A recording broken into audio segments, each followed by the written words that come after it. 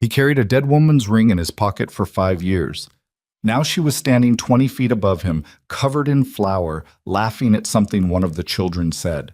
And Roman Viscari understood, with absolute certainty, that every war he had ever fought meant nothing compared to what was about to happen next. If this story already has you gripped, hit that like button right now, drop a comment with the city you're watching from, and let's see how far this one travels. Stay until the end. You won't see the twist coming. The bakery on Callum Street had no sign worth reading. The paint above the door had blistered and curled until the letters were suggestions more than words, and the iron window grates were the color of old blood, where the rust had set in deep.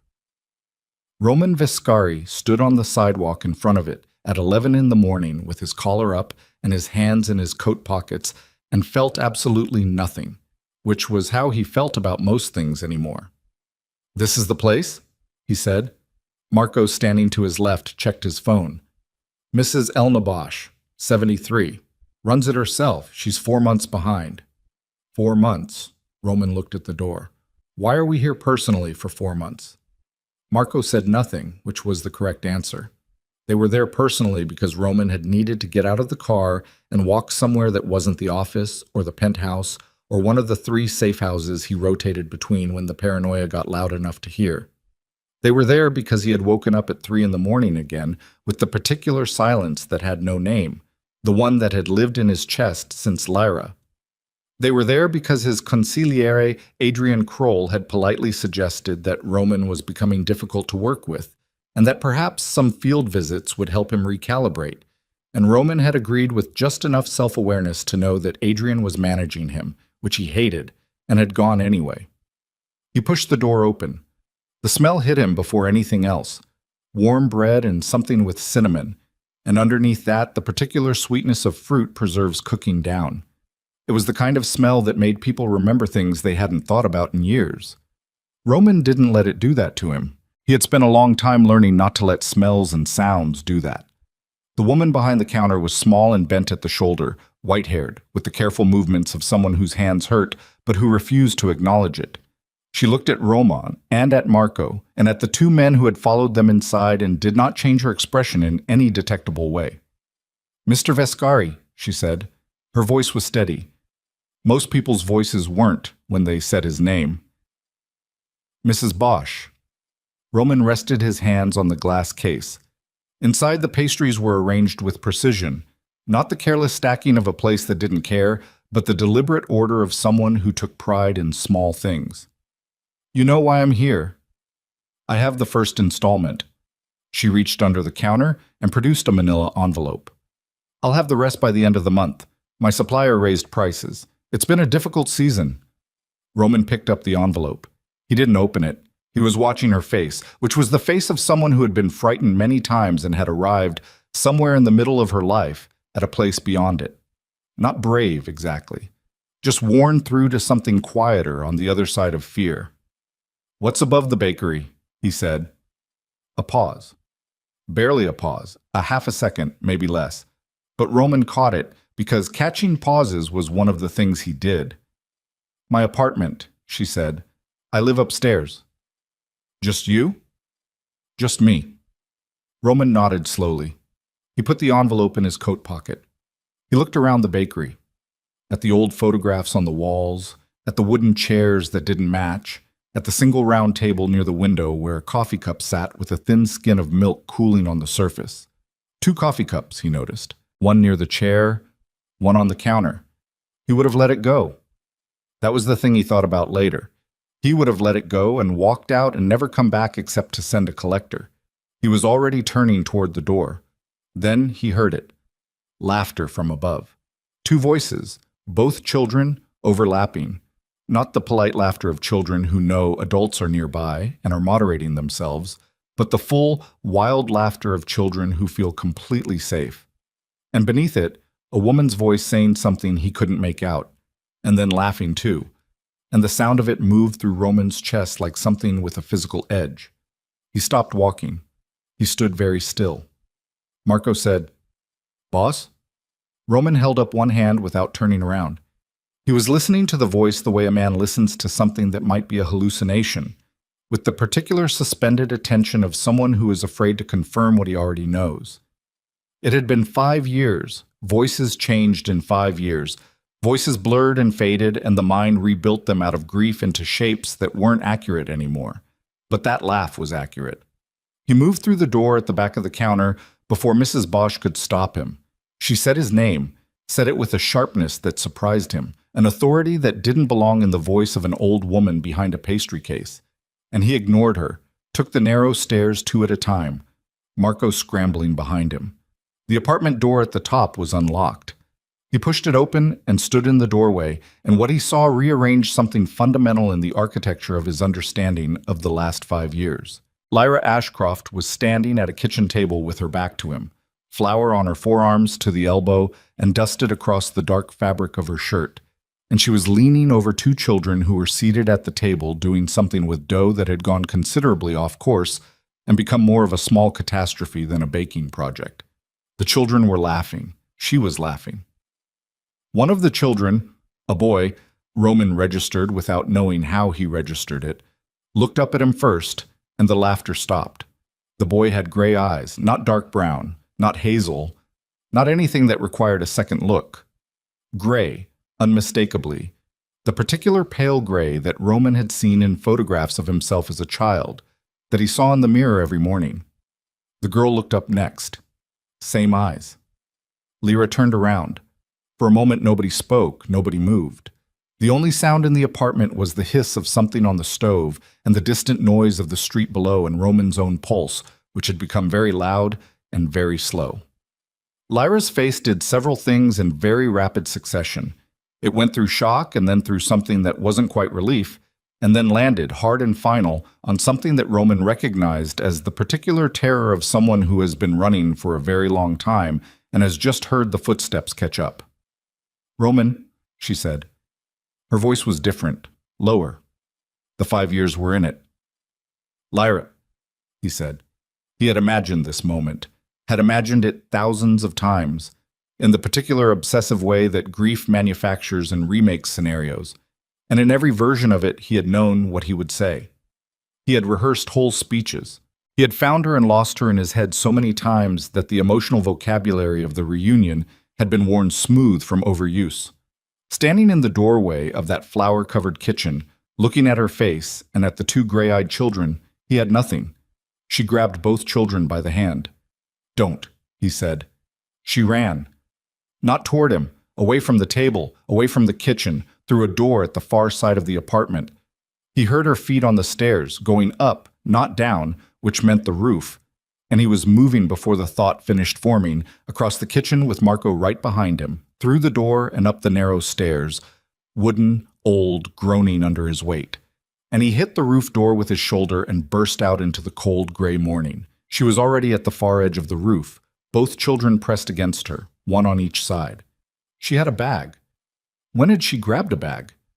He looked back at the door, calculating. She'd had maybe 15 seconds on him. The bag had been ready. The bag had been packed, or near enough to pack that grabbing it had been automatic. A movement practiced, a movement built into her life above the bakery like a fire escape drill. She had been ready to run. She had always been ready to run. "Lyra." He stopped walking. He put his hands out at his sides, palms open. Marco stopped behind him. Roman turned and cut him a look, and Marco retreated 2 steps. "Don't. Please." "Stay where you are," she said. Her voice had the particular flatness of someone managing their own panic by compressing it into command. "Don't come any closer." "There's nowhere to go. I'll find somewhere." "You always do." He said it without bitterness. It came out more like grief than anything else. "You've been finding somewhere for 5 years. Her jaw was tight.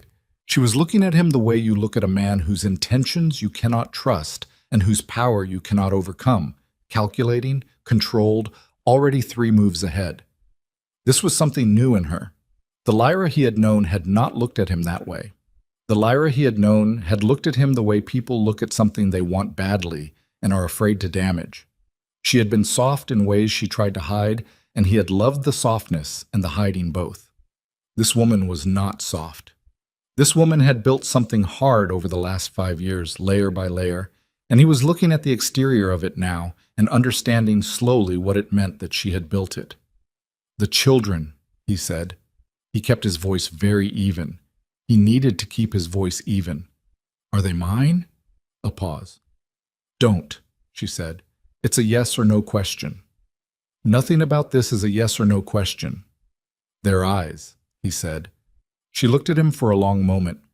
The children were watching him with the particular attentiveness of children who understand that something large is happening and have learned to go very quiet when large things happen. The boy, Roman could not stop looking at the boy, had one hand gripping the strap of his mother's bag and was not crying. He was watching Roman with those gray eyes with an expression that Roman could not immediately categorize, something careful and watchful and not afraid in the way Roman would have expected. "Yes," Lyra said finally. The word came out like it cost her something. "They're yours." Roman felt the roof under his feet in a new way.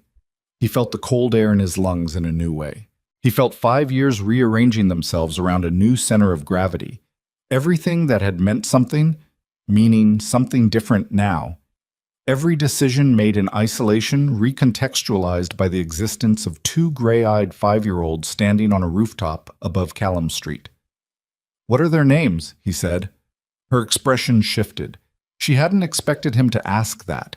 She'd expected something else, a demand, a threat, something that fit the version of him she'd been carrying in her head. "Eli," she said, "and Cora." Eli, Cora. He said the names to himself without making a sound. He tried them out in the interior of his head and felt them land somewhere permanent. "Why did you run?" he said. 5 years ago. Why did you run?" "You know why." "I don't. I have spent 5 years not knowing why. I need you to tell me." Her jaw worked. She looked at him. He watched something move behind her eyes. The calculation of how much to say, how much to trust, whether to trust anything at all. "I was shown a document," she said. "Your signature. Ordering my elimination. You'd found out about the pregnancy." She said it the way you say things you've said to yourself so many times they've lost their texture. Just information now, flat and hard. "I had 48 hours. The silence that followed had weight. "I never wrote that document," Roman said. "I saw it." "I don't care what you saw. I never wrote it. I never issued that order. I had no idea you were pregnant. I didn't know about any of it." His voice had stayed even right up until the last sentence, and then the evenness cracked slightly. Not much, but enough. "I spent 6 months looking for you before I understood you had chosen to disappear. I spent 2 years after that paying people to find you. Every private investigator I hired went cold. Every lead. Every trace." He stopped. He rebalanced. "Someone didn't want me to find you." She stared at him. "Someone inside my organization," he said. He watched her process this. He watched the version of events she had been living inside for 5 years encounter information that did not fit it, and he watched the terrible thing that happens when a structure you have built your life on begins to show the first fissures. "You're lying," she said. It was less certain than it should have been. "Think about it," he said. "Think about who showed you the document. Think about who had access to my signature. Think about who knew about the pregnancy. Because I didn't, which means someone told them. And if someone told them and didn't tell me, then someone was running a separate game inside my house." He could see it happening behind her eyes, the revision beginning, the awful, slow-moving revision of 5 years. "Roman," she said. Her voice had changed. Then the skylight behind him exploded. He registered the sound before the impact, the sharp, definitive crack of safety glass shattering, then the hot sting of a fragment across his left cheek, then Marco's shout and the staggered 2 seconds it took for his mind to catch up to what was happening. He turned. Marco was on the ground, clutching his shoulder. A second shot hit the rooftop 3 inches from Roman's foot and kicked up a divot of tar and gravel. Sniper. High angle. East. Roman moved without thinking. He crossed the roof in 5 strides and put himself between Lyra and the eastern elevation and felt the near pass of a third shot as heat along his right arm. "Get down," he said. He had his weapon out. He had Lyra by the arm. He was pushing her toward the roof door, her and both children, The children who had gone silent in the way of children who have understood that silence is the correct response to danger. Eli, the boy, stumbled on the threshold and Roman caught him, one hand under the boy's arm, the motion automatic and immediate, and for half a second he was holding his son for the first time, and the only thing between them and the person trying to kill them was Roman's own body. He got them through the door. He got the door shut. He put his back against it and heard the shot hit the metal skin of it from the outside and felt the vibration come up through his shoulder blades. In the stairwell, in the dark, Lyra was pressed against the wall with Cora in her arms. Eli was standing next to her watching Roman, that same careful, watchful expression, those same gray eyes. "Are you hit?" Roman said. "No." She looked at his arm. "You are." He looked down. His sleeve was dark and wet from the elbow down. The third shot had caught more than heat. "It's not deep," he said, which was possibly true and possibly not, but was what needed to be said. From below, he could hear Mrs. Bosch moving in the bakery. A door opening, the particular pattern of footsteps of someone who knows exactly where they are going and has known for a long time what they would do when this moment arrived. Roman looked at Lyra. Lyra looked at Roman. 5 years of silence and absence and grief and fury and the rewriting of history compressed into the narrow space of that dark stairwell, and underneath all of it, the two children. And underneath the children, the question that Roman had not yet asked and that Lyra had not yet answered, and that was going to force them toward each other whether they chose it or not. Because someone had tried to kill them both just now, which meant someone knew he had found her, which meant the 48 hours she'd been given 5 years ago had never really expired. It meant the order, real or forged, was still active, and whoever had issued it was still watching. Roman pressed his back against the door. He listened to the silence on the roof. He looked at Lyra and said very quietly, "We need to move, and you need to decide, right now, whether you trust me." She didn't answer immediately. She was looking at him the way she'd looked at him on the roof, measuring, calculating, terrified, and controlled at once. Then Eli spoke. First words Roman had heard from him. Small voice even, a child's voice that was somehow already carrying something steady underneath it. "Mom," the boy said. "He got between us and the shot." Lyra looked at her son, looked at Roman. "I know," she said. She reached out and took Roman's uninjured arm. "Show us the way out," she said. They came out through the bakery's back delivery door into an alley that smelled like wet cardboard and diesel and something rotting in a dumpster 10 feet to the left. Roman went first, weapon up, sweeping right then left, the injured arm doing what he told it to do for now, and filing a complaint he would deal with later. The bleeding had slowed or he'd gone numb to it. Either way, it didn't matter. Marco was on his feet, shoulder wound packed with his own jacket, face the color of old concrete. He had his phone out. "Don't," Roman said. Marco looked at him. "No calls, no location, nothing digital." Roman said it low and flat. "Whoever tracked us here had advance information. That means someone in the network is feeding positions." Marco put the phone in his pocket without arguing. He was smart enough to understand what that meant and scared enough to comply. Lyra came through the door behind Roman with Cora on her hip and Eli's hand in hers. Mrs. Bosch came last, moving with a speed that didn't match her bent shoulders, a canvas bag over one arm and a set of keys in her hand. She pulled the door shut and locked it from the outside like she was closing up at the end of an ordinary business day. "My car is 2 blocks north," she said. "Blue Volvo, 14 years old and unremarkable." "You're not coming," Roman said. "I wasn't asking," she said. He looked at her. She looked back at him with the same composure she'd had behind the counter when he'd walked in, as if nothing about this situation exceeded what she had already planned for. "Later," Lyra said to him quietly. "Later I'll explain. Right now just move." They moved. The Volvo was where the old woman said it would be, parked between a delivery truck and a streetlight that had been dark long enough for someone to have tagged the base of it with paint. Roman got Marco into the back seat. Lyra put both children in beside him and climbed in after. Roman took the passenger seat. Mrs. Bosch drove. She drove without consulting anyone, which meant she already knew where she was going. Roman watched the mirrors. He watched every car that appeared in them and held his attention on each one for the 3 or 4 seconds required to establish whether it was following a pattern or just existing. After 12 blocks, he was reasonably certain they were clean. After 20, he was less certain, which was worse than being certain of the bad thing. "Where are we going?" he said. "Somewhere safe," Mrs. Bosch said. "That's not an answer." "It's the only one I have that's worth giving right now." Roman turned in the seat and looked at Lyra. She was holding Cora against her chest, her chin resting on top of the girl's head, her eyes on the window. Her jaw was set. She was running something through her mind. He could see the particular quality of her stillness, which was not calm, but computation. "The document," he said. "The one they showed you. Who showed you?" She didn't look away from the window. "A man. He came to the apartment we shared. You were away. He said he worked for you. I'd seen him before, in the background, at the edges of things.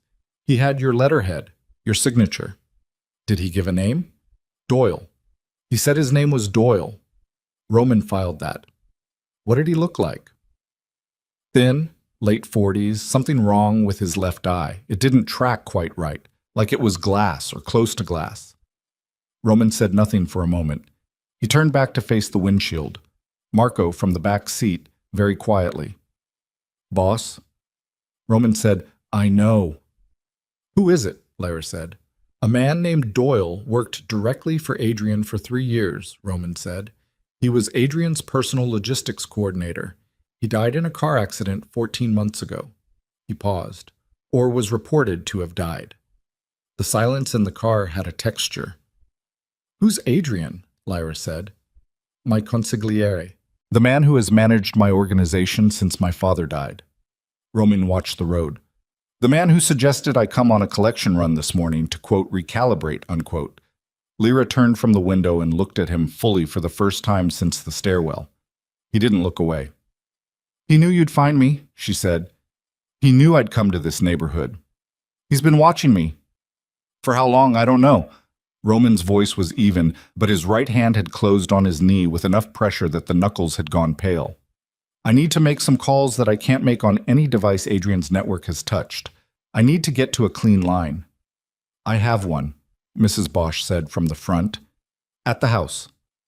Roman looked at her. "Why do you have a clean line?" She drove for a moment before answering. "Because I have been waiting," she said, "for a very long time, for this day to arrive, and I prepared for it accordingly." He wanted to push her further and understood that pushing would get him less than waiting, so he watched the road and let the question stand unanswered for now. They drove for 40 minutes, out of the dense inner streets, through a corridor of industrial blocks, and then into a residential grid that was neither wealthy nor desperate, the kind of neighborhood that minded its own business, because its own business was the only business it could afford to care about.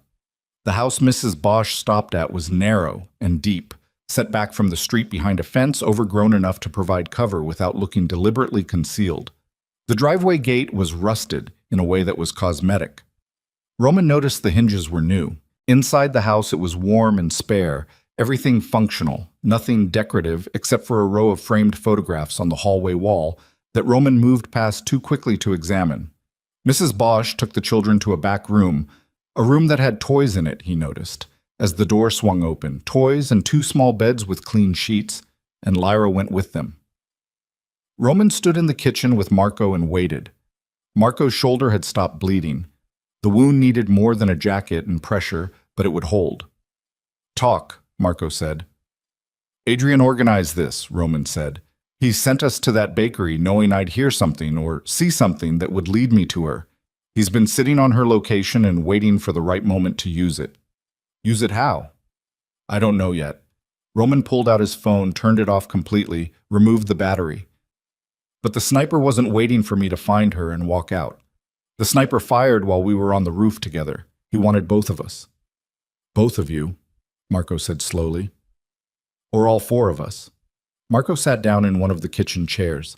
He processed this with the specific slowness of someone who has handled difficult information for years and knows better than to rush it. "The children," Marco said. "Yes. Why would Adrian want? I don't know yet. And until I know, We don't say anything about the children to anyone. Roman said it with a quietness that was more emphatic than volume would have been. To anyone. Marco. Understood. Lyra came back into the kitchen. She had washed the flour from her arms and changed her shirt. She had clothes here, which meant this had been her real home for some time, not just a hiding place she used. She poured water from a jug on the counter into 2 glasses and set one in front of Marco without being asked. She stood with her own glass and looked at Roman. "They're settled," she said. "Mrs. Bosch is with them." She paused. "She's good with them. She has been since the beginning." "How did you end up here, Bob?" Roman said. "With her specifically." Lyra set down the glass. "When Doyle came and told me I had 48 hours, I panicked. I had no money, no documents, no plan. I had your name and your face and the understanding that both of those things were going to get me killed." She said this without self-pity. "I went to a shelter first.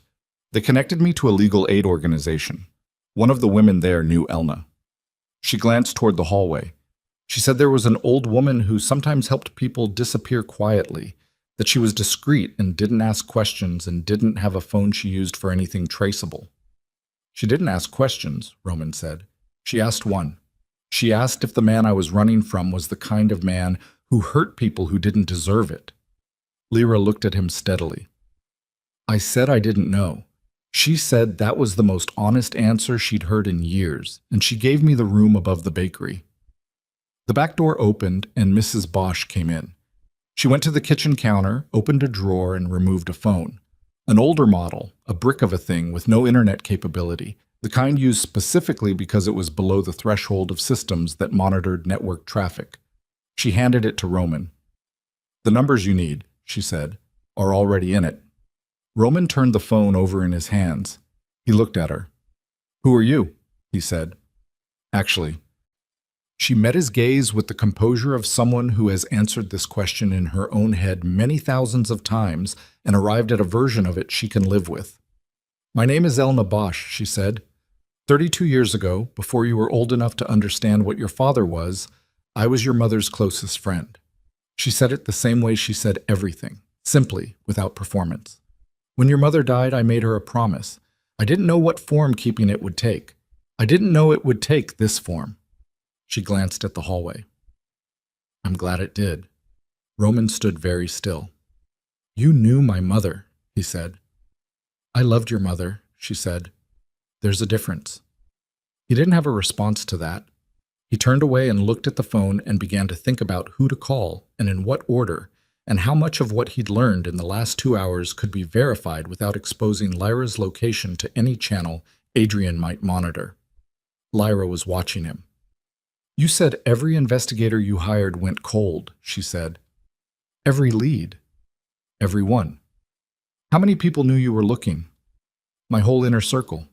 Adrian coordinated the search. He said it and then stopped because the sentence completed itself in a way he didn't need to speak aloud. Lyra completed it anyway. "He ran the search to make sure it failed," she said. "Yes." "He kept us separated." "Yes." "For 5 years."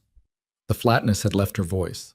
Something that was not quite anger and not quite grief, but contained both the way a container holds 2 liquids that don't mix, was coming into it. "He took 5 years from us." "And he's still running something," Roman said.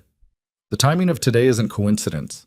He wanted me to find you today, in that specific place, in a way that could end with both of us dead and make it look like a rival hit.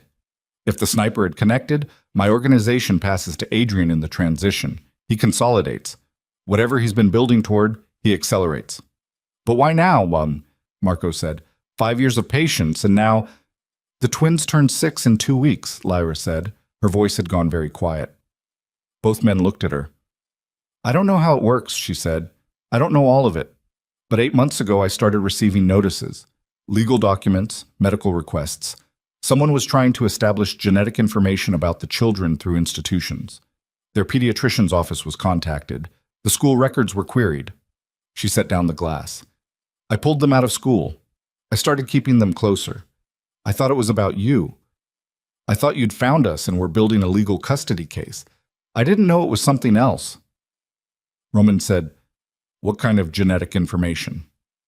The requests were framed as insurance inquiries, but they weren't specific about health history. They were specific about chromosomal data, biometric markers.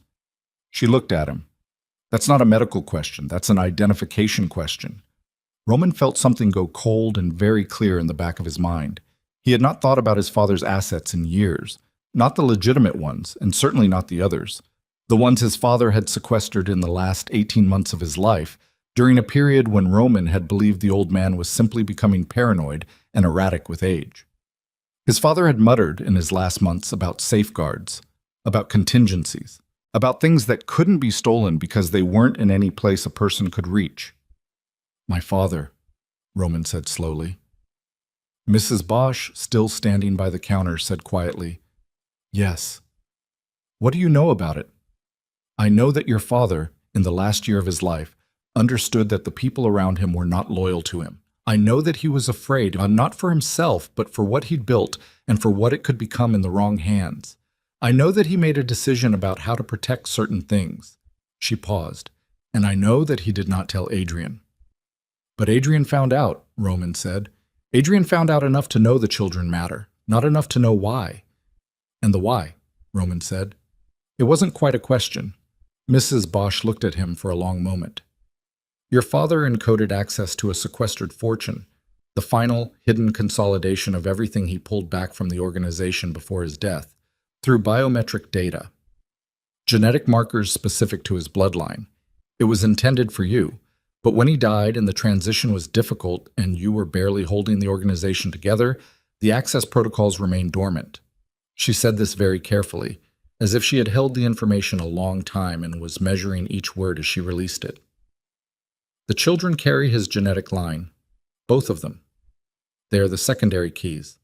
The failsafe he built in because he didn't know whether you'd survive the transition." The kitchen was very quiet. "How much?" Roman said. "Enough to rewrite the structure of the underworld on this coast," she said. "Enough that every family currently operating in a 3-state radius would want to control it, and the quickest way to control it is to control the children." Roman turned and looked at Lyra. Lyra's face had gone through something while Mrs. Bosch was speaking and had arrived on the other side of it at a place that was absolutely still. "They've been hunting my children," she said. "Yes. The syndicates, the genetic queries. It was coordinated. Adrian has been selling access," Roman said. "He's been building a coalition. Multiple families, all fed the same information, all competing for the same asset. He was working it out as he spoke, the shape of it coming clear. That's why the sniper fired when he did. Not to execute me, but to create a vacuum. If I'm dead before I know about the children, the legal succession goes to Adrian. He becomes the gateway. And if the children are in his hands," Marco said, "he controls access to everything my father hid." Lyra said nothing. She was looking at her hands on the table. Roman's phone, the clean one, buzzed. He looked at the screen. A number he recognized. One of 2 men he had kept outside the organization's formal structure specifically because he didn't entirely trust his own house. He answered. "Tell me," he said. The voice on the other end was measured, unhurried in the way of men who have trained themselves to deliver bad news without apology. "You asked me 6 months ago to keep a secondary watch on Adrian's external contacts. Off book. Nothing in the network." "I remember." "He met with representatives of 3 families last Thursday, Calorie, Morn, and the Sestina group, all in the same 24-hour window. I only just confirmed the 3rd meeting." "What was the exchange?" "A delivery schedule. Something being moved within the next 2 weeks." A pause. "The documentation referenced 2 biological subjects. Minors." Roman's hand tightened on the phone. "Where's Adrian now?" he said. "That's why I'm calling. He's not at the office. Not at the residence. His personal security detail went dark 3 hours ago." Another pause. Roman. "His people picked up a tail on a blue Volvo 40 minutes ago on the Drescher overpass. They lost it at the industrial block transition, but they have a general grid." Roman was already moving toward the hallway. "Lyra," he said. She was out of the chair before he finished the syllable. He didn't know if she'd heard the call or just read his body or simply had the same instincts now that 5 years of running had installed in her. Either way, she was moving, toward the back room, toward the children. Mrs. Bosch was already in the doorway. "There's another car," the old woman said. "In the garage. Keys are on the hook inside the door. It's registered to a name that doesn't connect to this address." She said it without hurry. "There's a second route through the service road behind the fence. It exits 2 streets north." Roman looked at her. "You've been ready for this," he said. "From the beginning." "Your mother asked me to keep a promise," she said. "I've had a long time to think about what keeping it would require." He held her gaze for 1 second.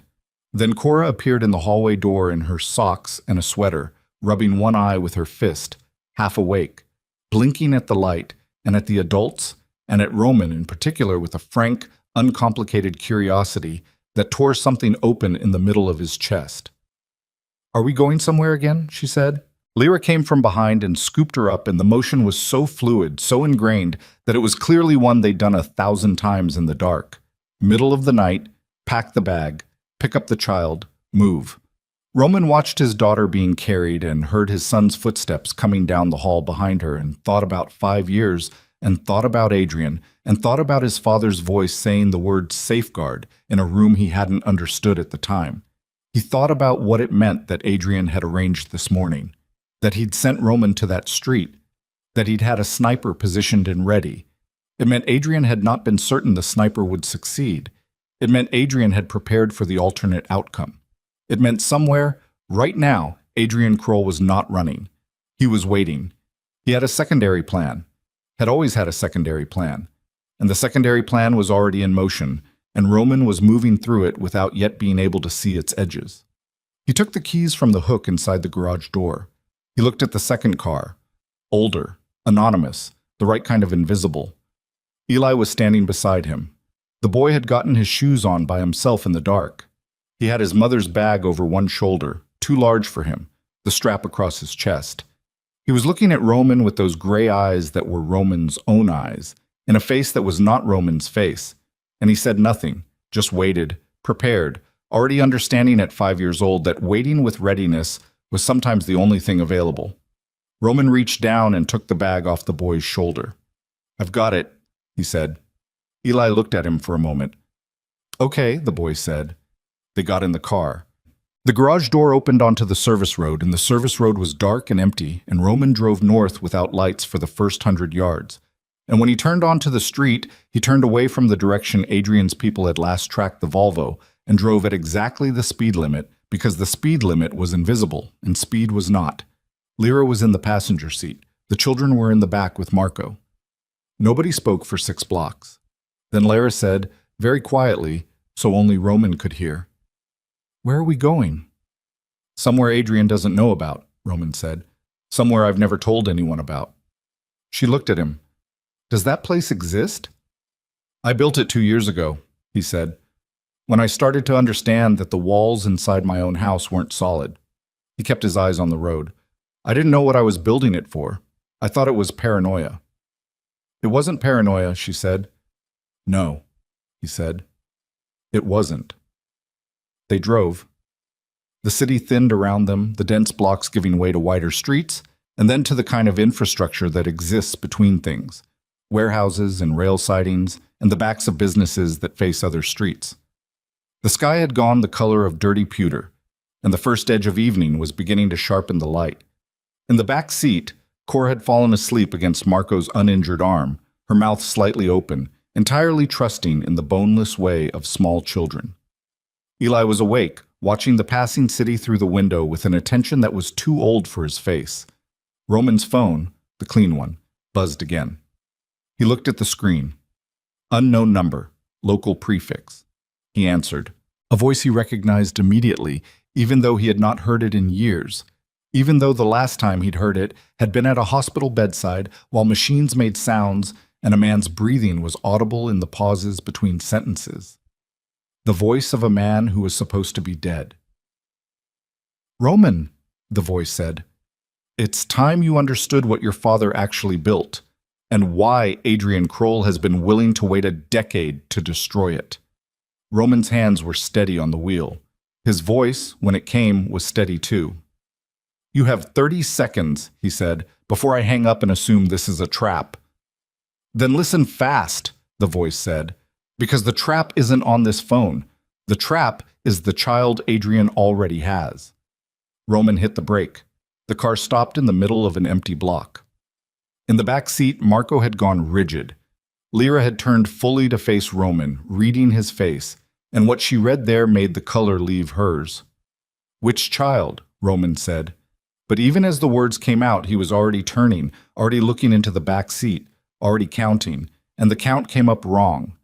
Had been wrong since the last turn. Had been wrong since the block before that. When the service road met the street and the garage door had swung shut behind them, and in the confusion of moving in the dark with a wounded man and a half-asleep child and a boy carrying a bag that was too large for him, one child in the back seat, Cora, asleep against Marco's arm. Eli was gone. Roman was out of the car before it fully stopped. He had the back door open and was looking at the seat where Eli had been sitting, and the seat was empty in the specific way that something becomes more real the longer you stare at it. Cora was still against Marco's arm, still asleep. The space beside her was just space, a crease in the seat fabric, the ghost of warmth already going cold. "When?" Roman said. Marco was staring at the empty seat. His face was the face of a man who has just understood that something happened on his watch that cannot be undone by explanation. He was there when we turned onto the service road. I saw him get in. He had the bag." "The bag is gone too," Roman said. It was.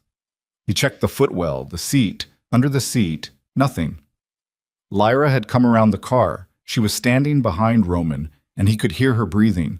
Not panicked, not yet, but at the threshold of it, controlled by will alone. He turned and looked at her, and what he saw in her face was the look of a woman who has spent 5 years developing contingency plans and has just encountered the one scenario none of the contingencies covered. "He didn't fall out," she said. "It came out very flat. He didn't wander. He's 5, not 2. He doesn't wander."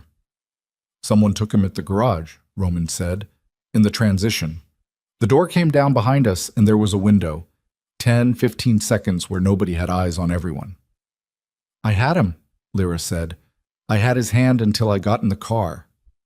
"You had Cora," Roman said.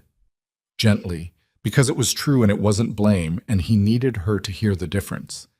"You had Cora in your arms. I took the bag. Marco got in."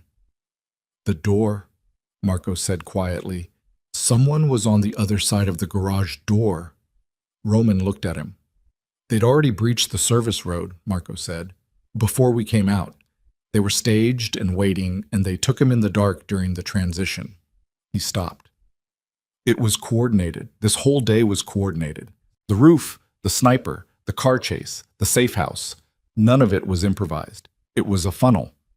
Roman understood this in the way you understand something that you have already half known and simply had not allowed yourself to complete.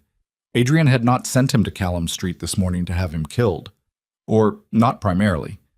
The sniper had been real, but the sniper had also been containable. A man of Roman's experience and resources, caught on a rooftop, was not guaranteed to die. Adrian would have modeled that. Adrian would have planned for survival. The funnel was the plan. Drive Roman toward Lyra. Drive Lyra out of hiding. Move her to the safe house she'd been using for 5 years, the one she trusted, the one that was already compromised. Create chaos in the transition. Take the child. One child. The genetic key worked with one. The other was insurance. He looked at Cora still sleeping in the back seat, and the word insurance sat in his stomach like something swallowed wrong. His phone buzzed. The unknown number again. He answered. "Who are you?" Roman said. "My name is Garrett Finch," the voice said. "I worked for your father for 11 years. I was his financial architect. I built the sequestration structure that Adrian has spent a decade trying to crack." A pause. "I also faked my own death 14 months ago when Adrian's people came for me. I've been operating at a distance since." "Doyle's death," Roman said. "You coordinated it." "Doyle came to me first. He'd had a crisis of conscience. Not enough of one to come forward publicly, but enough to make contact. He told me what he knew about the children, about the sequestration, about what Adrian was planning." Finch's voice was precise, the voice of a man who lives in systems and numbers. I helped him disappear. Adrian found him anyway.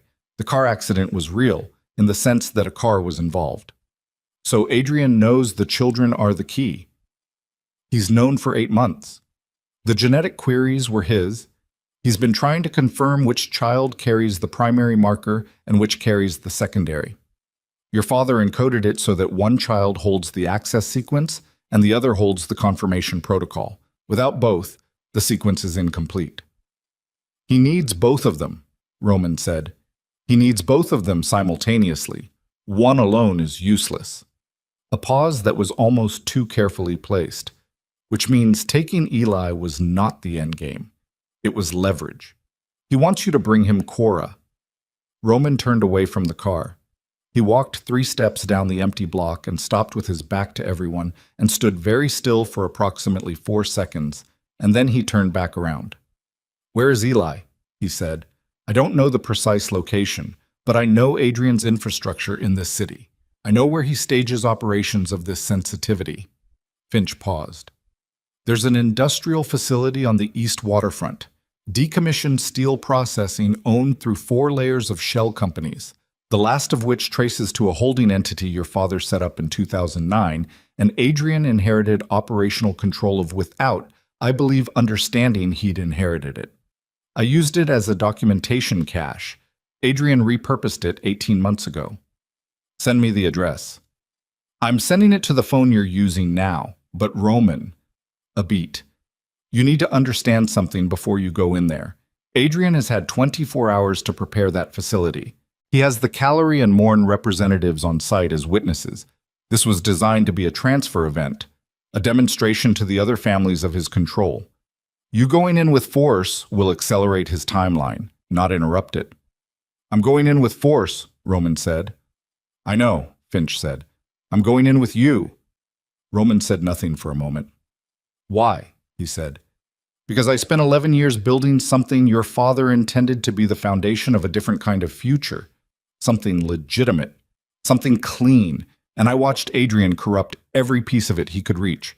And I have been hiding in the margins for 14 months, watching him position to corrupt the rest." The precision in Finch's voice had an edge under it now, ground down from something older and more personal than professional obligation.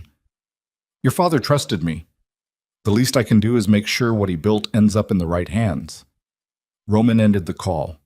He walked back to the car. Lyra was standing beside it, Cora now awake and in her arms, the girl's face still soft with sleep and confused by the stopped car and the empty street and the quality of stillness in all the adults around her. Lyra was looking at Roman's face. "Tell me," she said. He told her. All of it. The sequestration, the genetic keys, the transfer event, the facility. He told her the way he told her everything now, directly, without softening, because she had spent 5 years making life-or-death decisions on incomplete information, and she deserved complete information even when it was the worst kind. She listened without interrupting. When he finished, she was quiet for a moment. "He used Eli to get Cora," she said. "Yes." "He needs them together." "Yes." She looked down at Cora in her arms. Cora was picking at a loose thread on Lyra's collar, unaware, her small face still flushed with the warmth of sleep. "So if we go in for Eli," Lyra said, "we're walking Cora into the facility." "I know. That's the trap." "Yes." "And you want to go anyway." "I'm going anyway," he said. "The question is what we do with Cora first." Lyra looked at him. Her expression was the most complicated thing he had ever seen on a human face. Love and rage and calculation, and the specific exhaustion of someone who has been the only protection between her children and the world for 5 years, and is being asked to divide that protection and trust someone else with half of it. "Marco," she said, without looking away from Roman. "Yeah," Marco said. "If I give Cora to you, right now, and you take her somewhere and I don't know where and Roman doesn't know where, and you stay with her until it's over." She stopped. "Can you do that?" Marco looked at his shoulder. He looked at the little girl. He looked at Lyra. "Yes," he said. She held Cora tighter for a second. Cora looked up at her. "Mama?" "You're going with Marco for a little while," Lyra said. She kept her voice entirely ordinary, entirely calm. The voice of a woman who has had to make the world seem safe in moments when it absolutely was not. It's an adventure. Cora considered this with the seriousness of a 5-year-old evaluating all available data. "Does Marco have snacks?" she said. Marco reached into his jacket pocket and produced, improbably, a crumpled packet of crackers. Cora extended her arms toward him. Lyra handed her over. She held on for exactly 1 second longer than the handoff required, and then she let go and took 1 step back, and Roman watched her do it and understood that it was the hardest thing he had ever seen anyone do. He reached out and put his hand on her shoulder. Just for a second. She didn't pull away. They watched Marco buckle Cora into the back seat of the car, start it, and drive north. They watched until the taillights were gone. The address came through on the clean phone. Roman looked at it. Finch had included a structural schematic, old architectural files, the kind that existed in municipal records and meant nothing until they meant everything. Roman studied it for 90 seconds, building the interior of the facility in his head the way he had built the interiors of 100 contested spaces over the years, mapping entry points and choke points and the places where a man with a rifle would naturally position himself. "There's a way in through the waterfront access," he said to Lyra. "Service entrance. The eastern side of the building is the processing floor. That's where Adrian will stage the demonstration. The ceiling height, the sight lines, it's theater. He'll want the Kaleri and Morn people to see everything clearly. Eli will be on the processing floor," Lyra said, "or secured adjacent. Close enough to present, far enough to protect if something goes wrong. We go in from the waterfront." "You don't go in at all," he said. She looked at him. "Lyra, my son is in that building," she said. The flatness was back, the compressed quality, and underneath it something that had no compression left, something that had burned down to its base element. "I have spent 5 years keeping those children alive by myself, in hiding, with no resources and no backup, and no one who knew the whole truth. I carried them. I delivered them in a hospital under a name that wasn't mine. I have been the only wall between them and everything that wanted to reach them." She stopped. Her jaw was set. "You don't get to tell me to wait outside." He looked at her for a long moment. "I know," he said. "I know. I'm not telling you to wait outside." He paused. "I'm telling you that when we're inside, you follow my read on the room. If I say stop, you stop.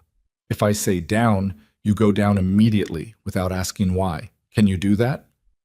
"Can you?" she said. Something that might have been the ghost of a different kind of moment moved across his face and was gone. "Fair," he said. They moved.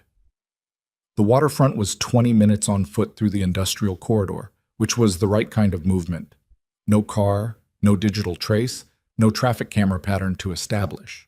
Roman moved with his weapon out and low, Lyra a step to his right and behind, both of them using the natural shadow of the buildings and the particular darkness of a waterfront district where the streetlights had been broken long enough that nobody had bothered to report them anymore. Finch was waiting at the service entrance. He was older than Roman had expected. Early 60s, slight, with the precise movements of someone who has spent a career in offices and has compensated for physical inconsequence with careful positioning. He was wearing dark clothing that didn't fit him perfectly and holding a tablet showing real-time thermal imaging of the building's interior. 3 heat signatures on the processing floor, Finch said without preamble.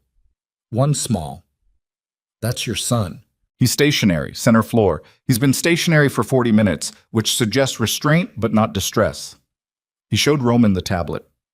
7 additional signatures distributed across the floor space, 2 clustered near the south wall. Those are the Kaleri representatives. 2 more east side, that's Morn. Adrian and his security are the remaining 3, near the boy. Roman studied the display. Exits? North roll door, south personnel door, the waterfront access we're standing at, and an upper-level catwalk that connects to the old supervisory offices. The offices have a fire ladder to the roof. Snipers on the roof? 1. South-facing, he's watching the approach road. Not the waterfront. Adrian doesn't expect waterfront approach. He expects you to come through the road or not at all. He believes you don't know the location. He'll figure out you talk to me." "Yes," Finch said. "He will." He said it without visible distress. "That's a consequence I've made my peace with." Roman looked at him. "Let's go," he said. The waterfront door was old and heavy, and its lock had been cut. "Finch's work," he said 2 hours earlier. It opened onto a service corridor that smelled like rust and standing water and machine oil, the particular smell of industry that has stopped but has not yet been cleaned of itself. The corridor ran east and then opened, at its far end, through a steel fire door into the processing floor. Roman put his eye to the gap in the doorframe before he opened it. The processing floor was large enough that the far walls were in partial shadow despite the industrial lighting Adrian's people had rigged, portable floods. 3 of them, positioned to illuminate the center of the space and leave the periphery dark, which was theater and also tactically stupid because it meant anyone in the dark could see everyone in the light. Eli was in the center of the floor. He was sitting on a metal chair, his wrists zip-tied in front of him, his face very still. He was not crying. Roman looked at his son's face across the width of the processing floor and felt something that had no clean name, something that was equal parts fury and grief, and something else, something that was not an emotion he had had before and did not have a word for, something that was simply the specific pain of a father seeing his child restrained. Eli was looking straight ahead, not at Adrian, who was standing 10 feet from him with his back to the waterfront wall, not at the cavalry men near the south wall or the Morn contingent to the east. Straight ahead, at nothing, with his mother's jaw set in his 5-year-old face and his grandfather's eyes absolutely steady. Roman looked at Adrian. Adrian Kroll was 51 years old and looked like a man who had spent 51 years convincing rooms that he was the most reasonable person in them. He was in a dark suit, no tie, hands clasped in front of him, and he was speaking to the assembled families with the measured cadence of someone making a business presentation. Roman couldn't hear the words through the door, but he could read the body language, the slight forward lean, the open gestures, the absolute confidence of a man who believes the situation is entirely controlled. Roman felt Lyra's breath on his shoulder. He turned his head and looked at her. She had seen Eli. He knew she had seen him because her entire body had gone through a change he could see and feel. A kind of violent stillness, the stillness of something that has been compressed past its safe limit and is now at a state of potential energy so high that the slightest release will not be a small thing. "He's okay," Roman said. Against her ear, barely a sound. She nodded once. "When I go through that door," he said, "you go left and stay with the wall, and you don't move toward him until I tell you. The moment this room knows we're here, every weapon in it comes out. You understand?" Another nod. "I mean it." "I know you mean it," she said. He opened the door, he stepped through it, and he kept walking, weapon up, straight across the processing floor toward the center of the light. He walked at the pace of a man who is not surprised to be where he is and intends to remain there. And he watched Adrian see him at the 12-step mark and watched what happened to Adrian's face in that moment. Not fear, which was interesting, but something more complex, the expression of a man who has had a plan and has now encountered a variable he needs to rapidly reclassify. "Roman," Adrian said. "Adrian," Roman said. He stopped 8 feet from the chair. He was between Adrian and Eli. He did not look at Eli. Looking at his son would spend attention he needed to be spending on the room. He felt Eli behind him, the way you feel a fire at your back. The particular awareness of something that matters enormously that you must absolutely not look at. The cavalry men had hands inside their jackets. The Morn contingent had separated. One of them was moving laterally, positioning. Adrian's security, both of them, were watching Roman with the specific attention of professionals deciding whether they'd been given a clearance to act. Adrian looked past Roman toward the door Roman had come through. "Where's the girl?" he said. "Safe," Roman said. "Where?" "Somewhere you'll never find her." Roman let that sit. "I know what they are to you. I know the sequestration. I know about my father's fortune and the biometric access and everything you've built the last 10 years around getting your hands on it." He watched Adrian's face.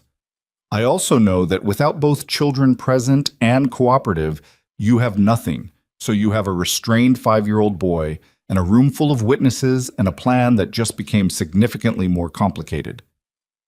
Adrian looked at him for a long moment. "You've been talking to Finch," he said, "among others. Finch is a frightened old man who's been hiding for 14 months. Finch is a frightened old man who built the system you've been trying to crack for a decade," Roman said. "There's a difference." Adrian's composure had not cracked.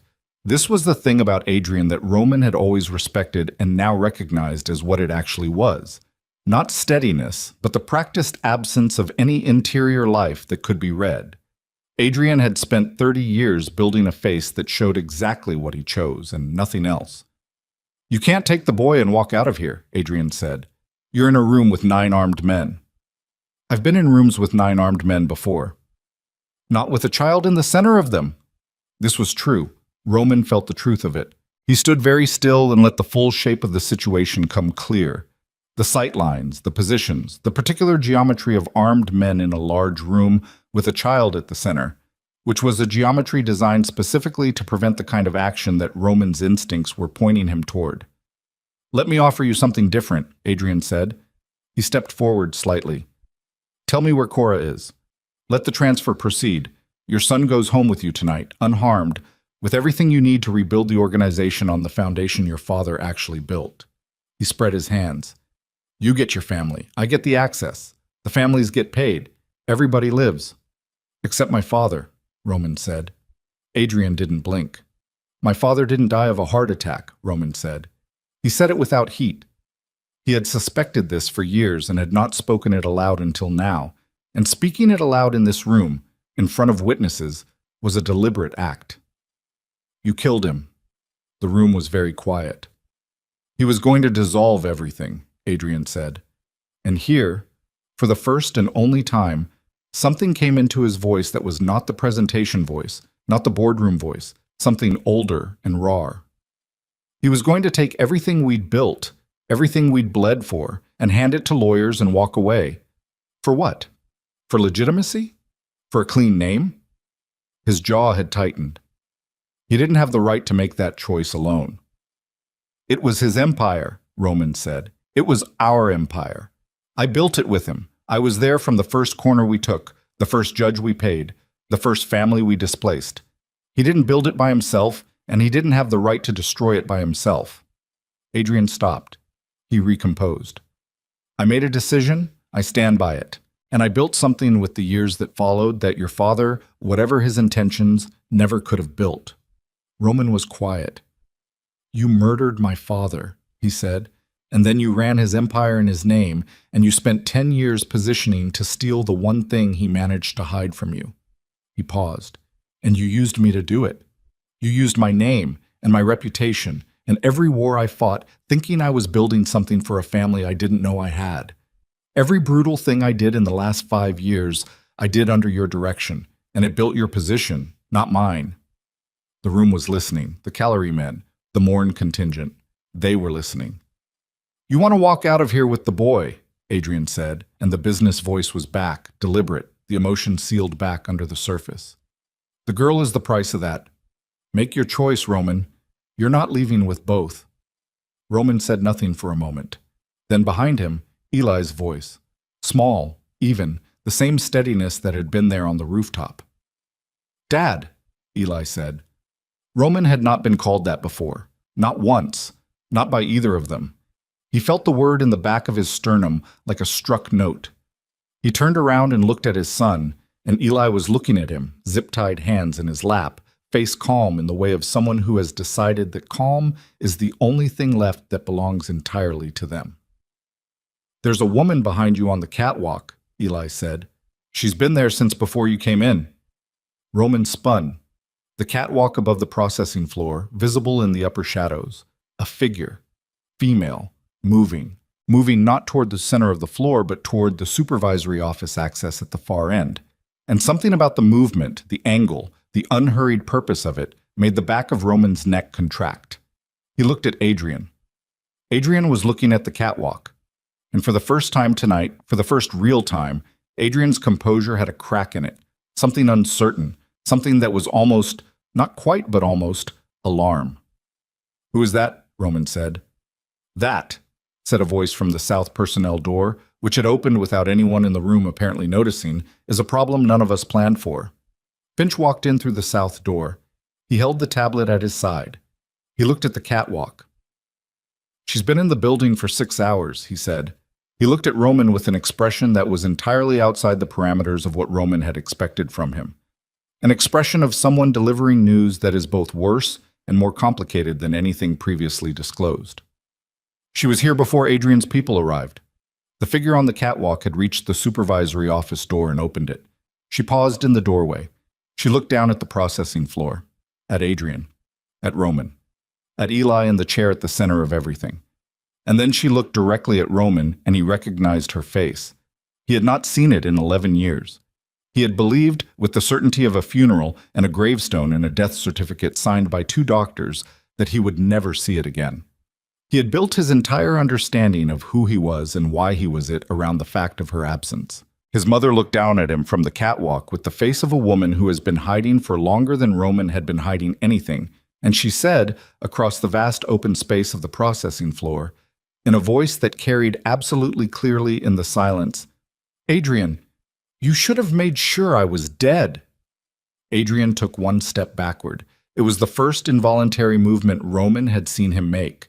Roman's mind was reorganizing itself around this new fact with the particular violence of understanding that everything had been constructed on a false foundation, that the walls and floor and ceiling of the last 11 years were not what he had believed them to be, that his mother's death and his father's death and Lyra's disappearance and the empire he'd built and the war he'd fought to hold it were all, every piece of them, moves in a game someone else had been playing longer and with more information than he had ever been given.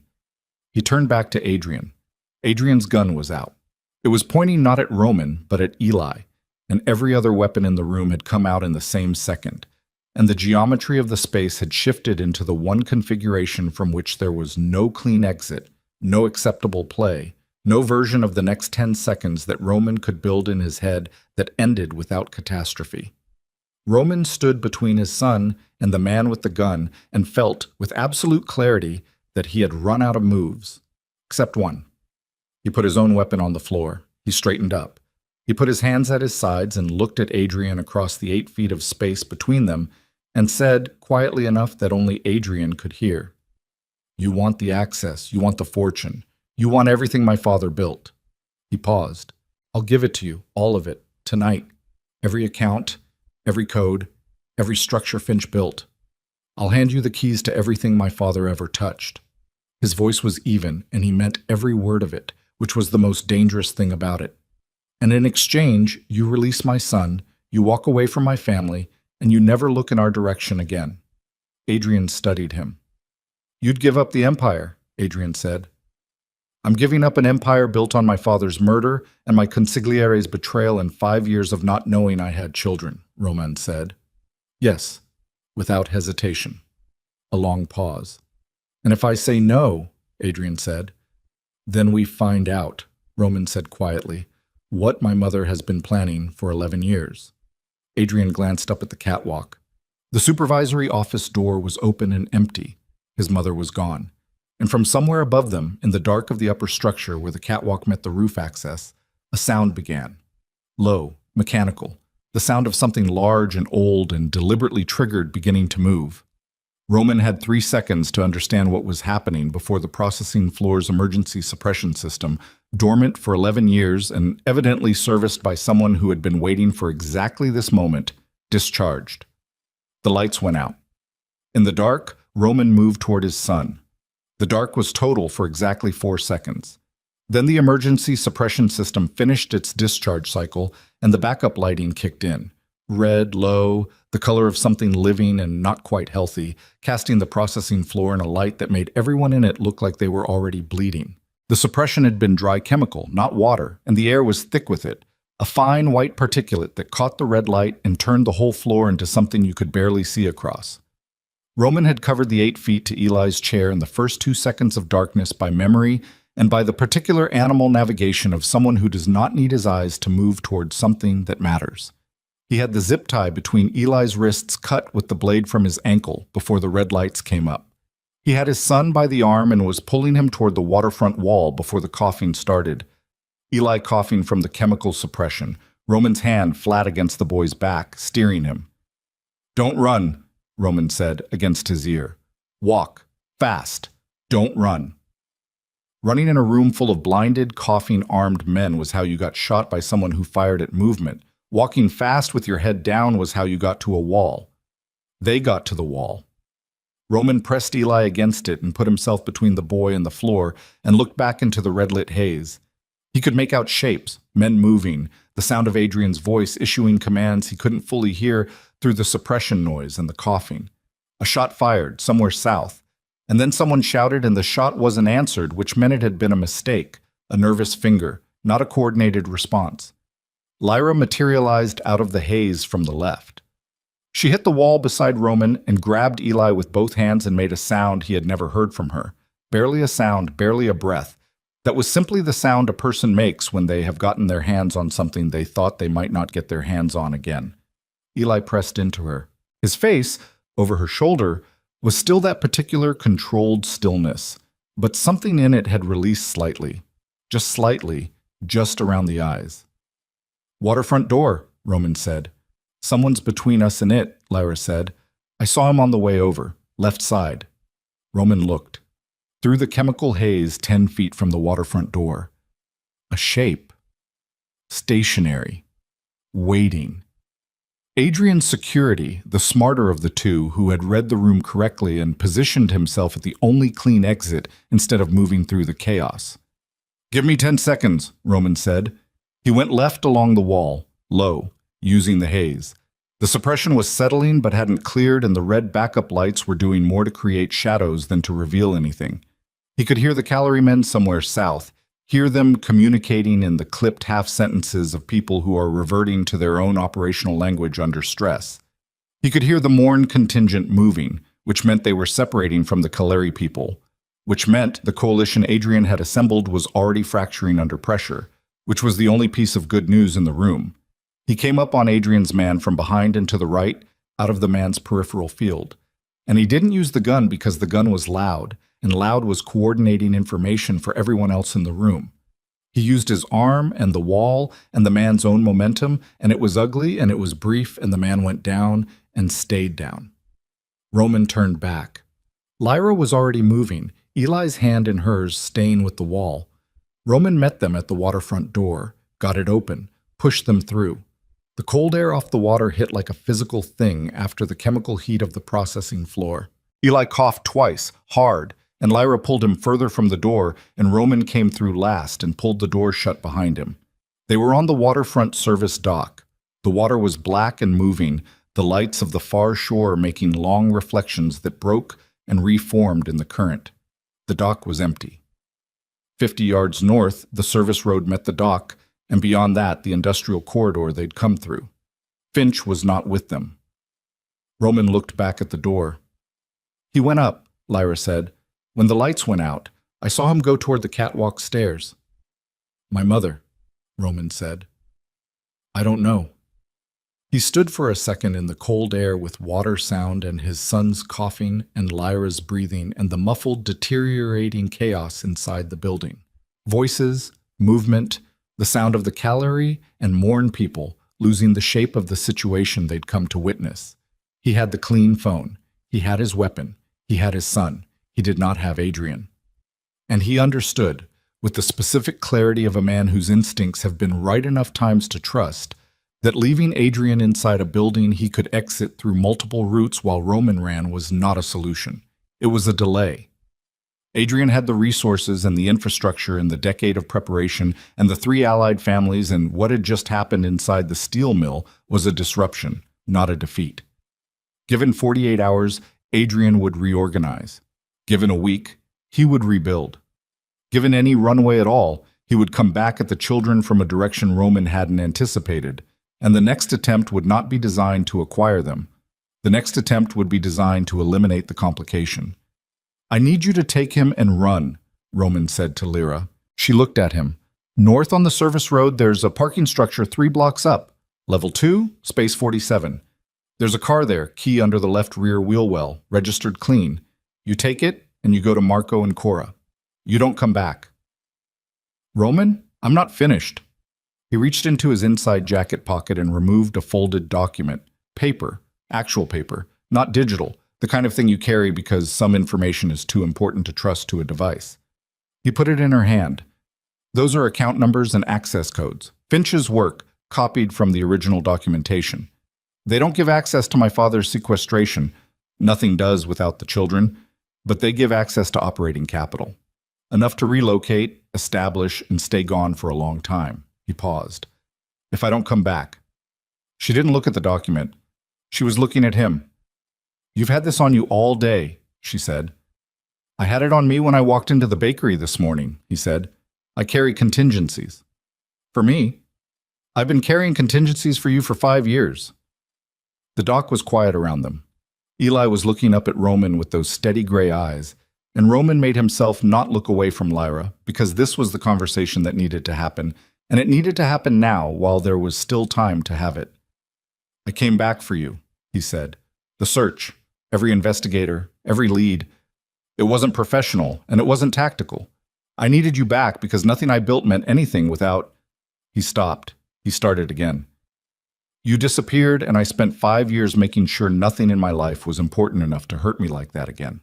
I built walls around everything. I burned some of it down on purpose just so it couldn't be taken. He paused. It didn't work. Turns out it doesn't work. She reached up and put her hand against the left side of his face. Quickly, briefly, the way you touch something to confirm it's real. Come back, she said. Working on it, he said. She took Eli's hand. Eli looked at Roman. Roman looked at his son. Go with your mother, Roman said. Okay, Eli said. Then, after a beat, don't lose. Roman almost smiled. That's the plan. He watched them go.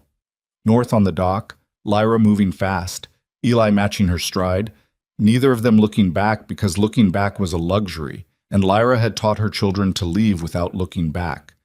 He watched until they were past the end of the dock and into the dark of the service road, and gone. He turned around and went back through the waterfront door.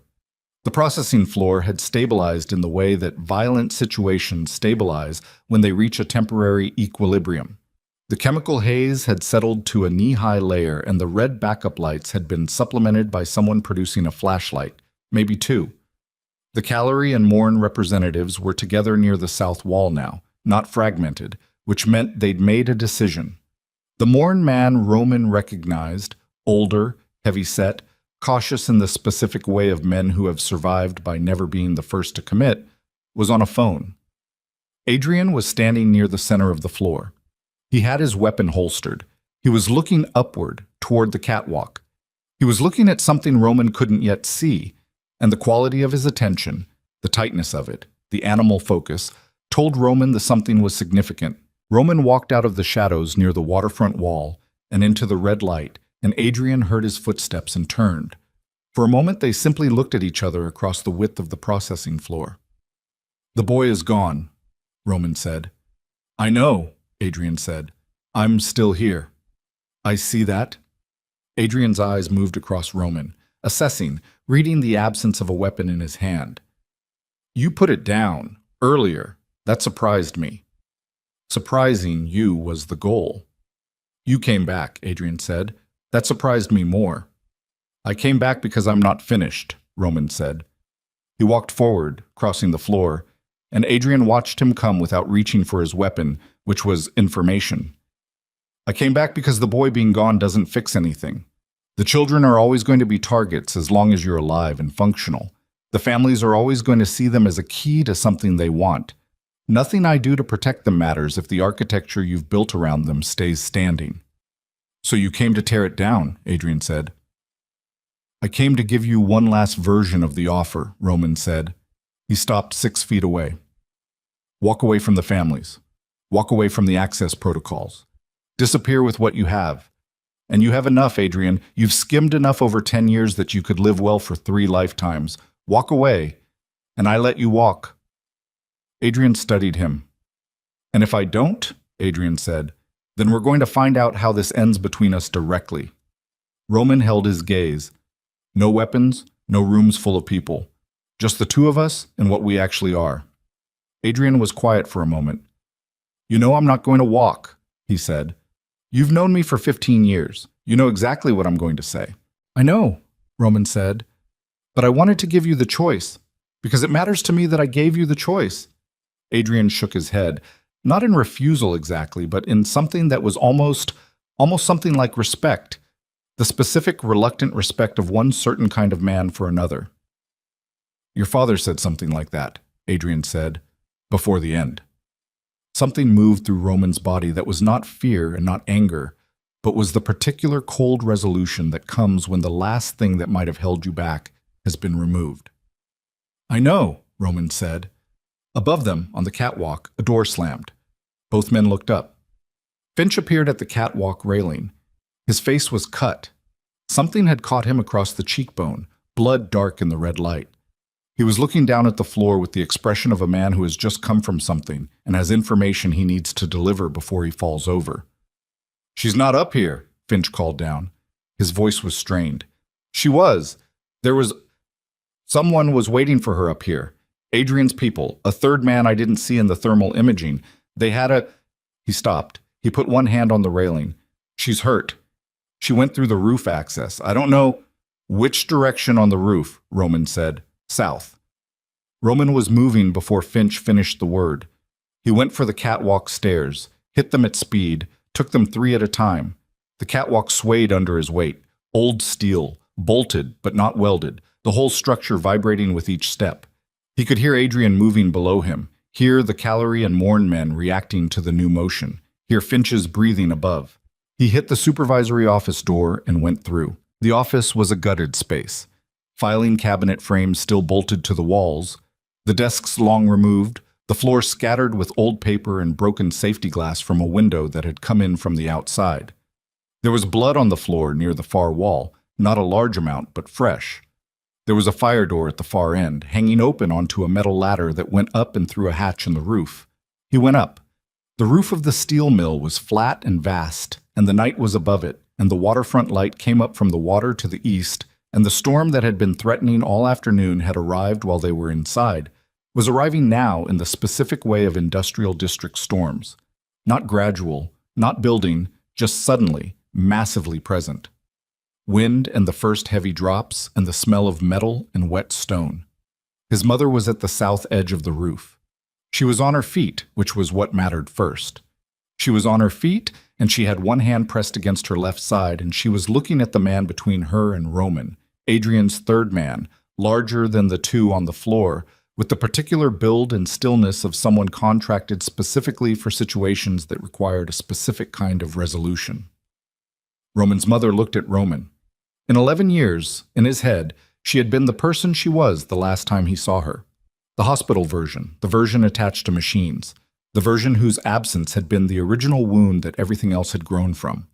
The woman on this roof was not that woman. She was older, harder, with the self-possessed stillness of someone who has spent 11 years becoming exactly what circumstances required. She looked at her son, and he looked at her, and neither of them said anything because the man between them was moving. He was fast. Roman had time to register that he was fast before the man was on him, and the fight was not clean, and it was not brief, and it was conducted on a wet roof in a rainstorm with wind that made every surface unreliable. And Roman took a hit to the ribs that bent him wrong and had to spend 2 seconds he didn't have getting his breathing back before he could do anything productive with his hands. The man was trained and heavy and fought with the efficiency of someone who doesn't need it to be complicated, who has made a professional study of the quickest way to end things. Roman was none of those things, and instead had the particular advantage of a man who has everything to lose, which is not nothing, which is in fact the most functional fuel available in a situation like this. He ended it at the roof edge. Not gracefully. With his hands and his weight and the man's own forward momentum and a piece of rusted pipe that was simply there, on the roof, the way things are simply there when you need them badly enough. The man went down and stayed down. Roman straightened up. His ribs sent a message. He filed it. He crossed the roof to his mother. She had taken her hand from her side to check the wound. A knife, he saw, shallow but long, the kind of wound that bleeds impressively without being immediately fatal. She pressed her hand back against it with the focused calm of someone who has assessed the information and decided it is manageable. "You're not dead," Roman said.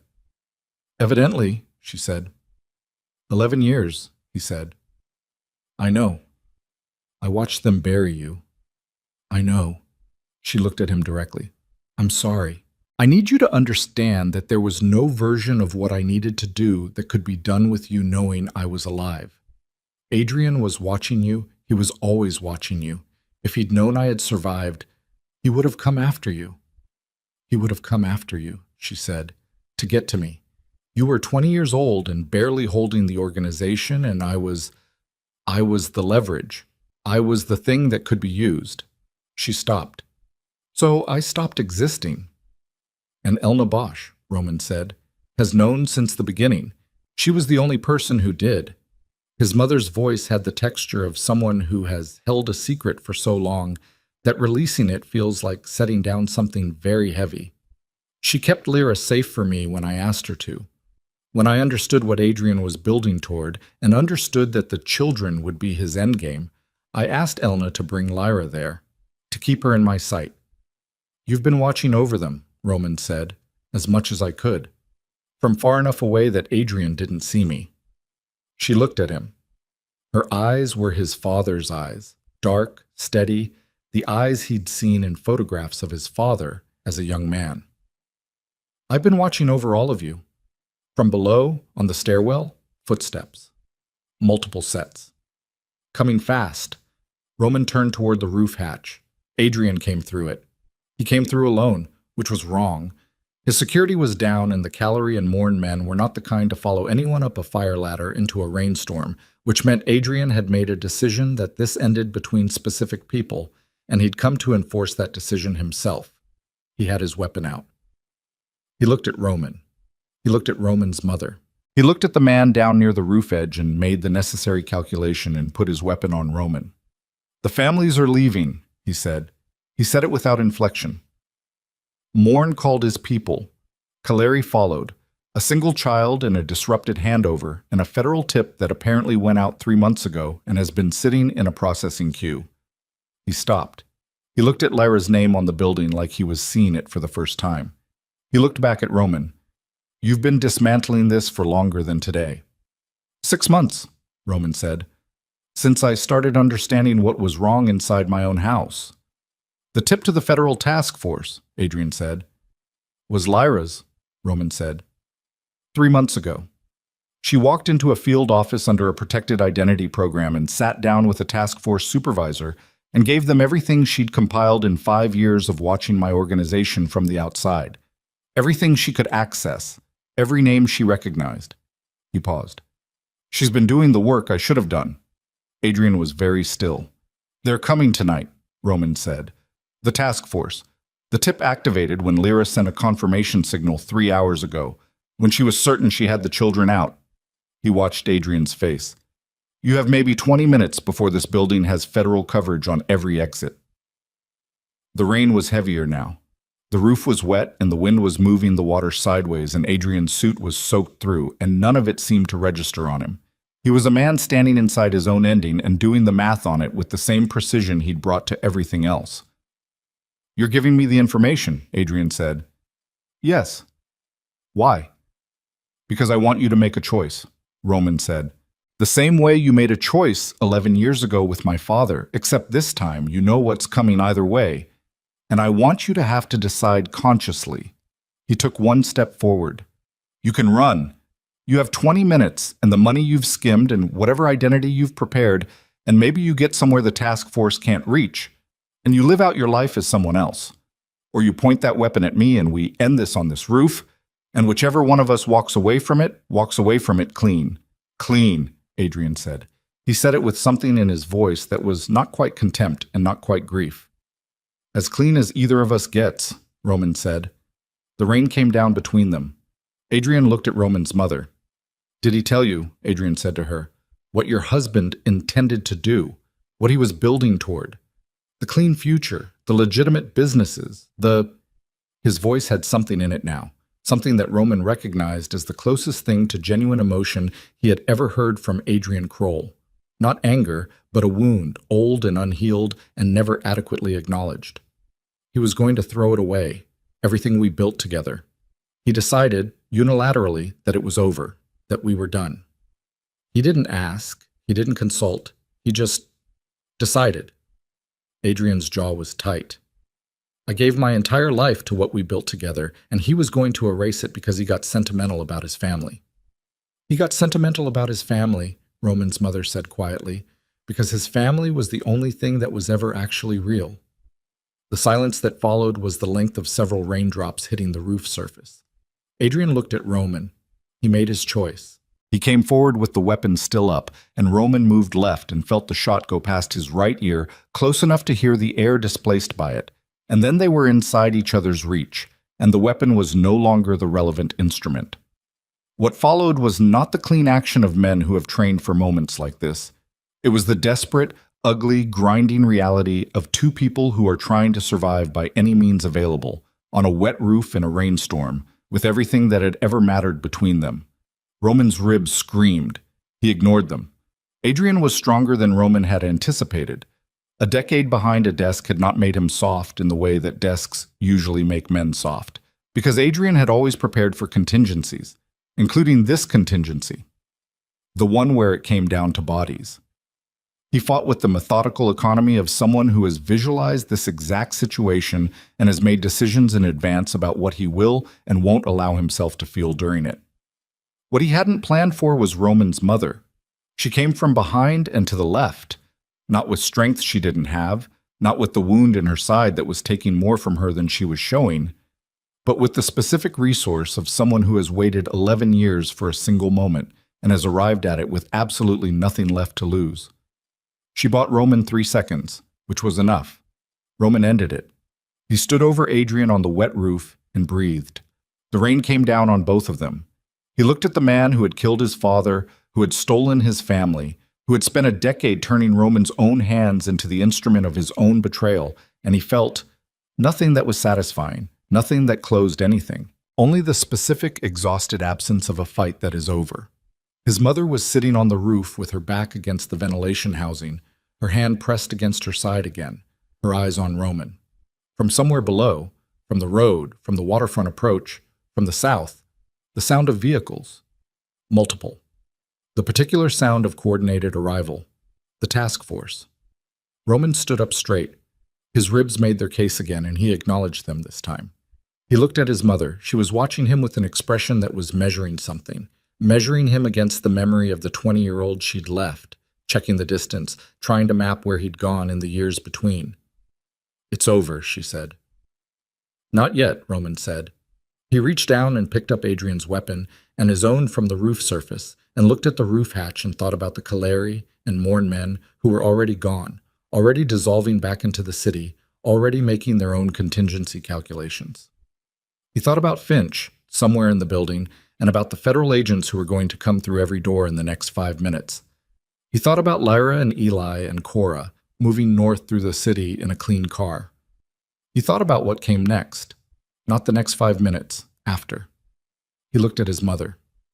"Can you walk?" he said. "Yes," she said. "Then walk," he said, "because what I'm about to do is going to require you to be somewhere else, and I need you to trust me on that." She looked at him for a long moment. "Your father trusted me on things that required trust," she said. "I know," Roman said. "I'm asking for the same." She stood. She was steady on her feet, or steady enough. She looked at her son one more time with the look of a woman who has spent 11 years rehearsing this moment and has found that the real thing is both less and more than the rehearsal. And then she went to the fire ladder at the north edge of the roof and began to descend. Roman waited until she was out of sight. Then he put both weapons down on the roof and turned toward the roof hatch and waited for the sound of boots on the catwalk stairs, which came 30 seconds later, which was exactly what he'd been standing there for. The first federal agent through the hatch came up weapon first and found Roman Viscari standing in the rain with his hands open at his sides and nothing in them, looking at the agent with the expression of a man who has made a decision and is prepared to be held to it. "My name is Roman Vescari," he said. "I have information about the criminal network operating under my organization's infrastructure for the past decade. I have documentation. I have financial records." He paused. "I'm prepared to give you everything." The agent stared at him. More agents came through the hatch behind the first. Roman stood in the rain with his hands open and waited.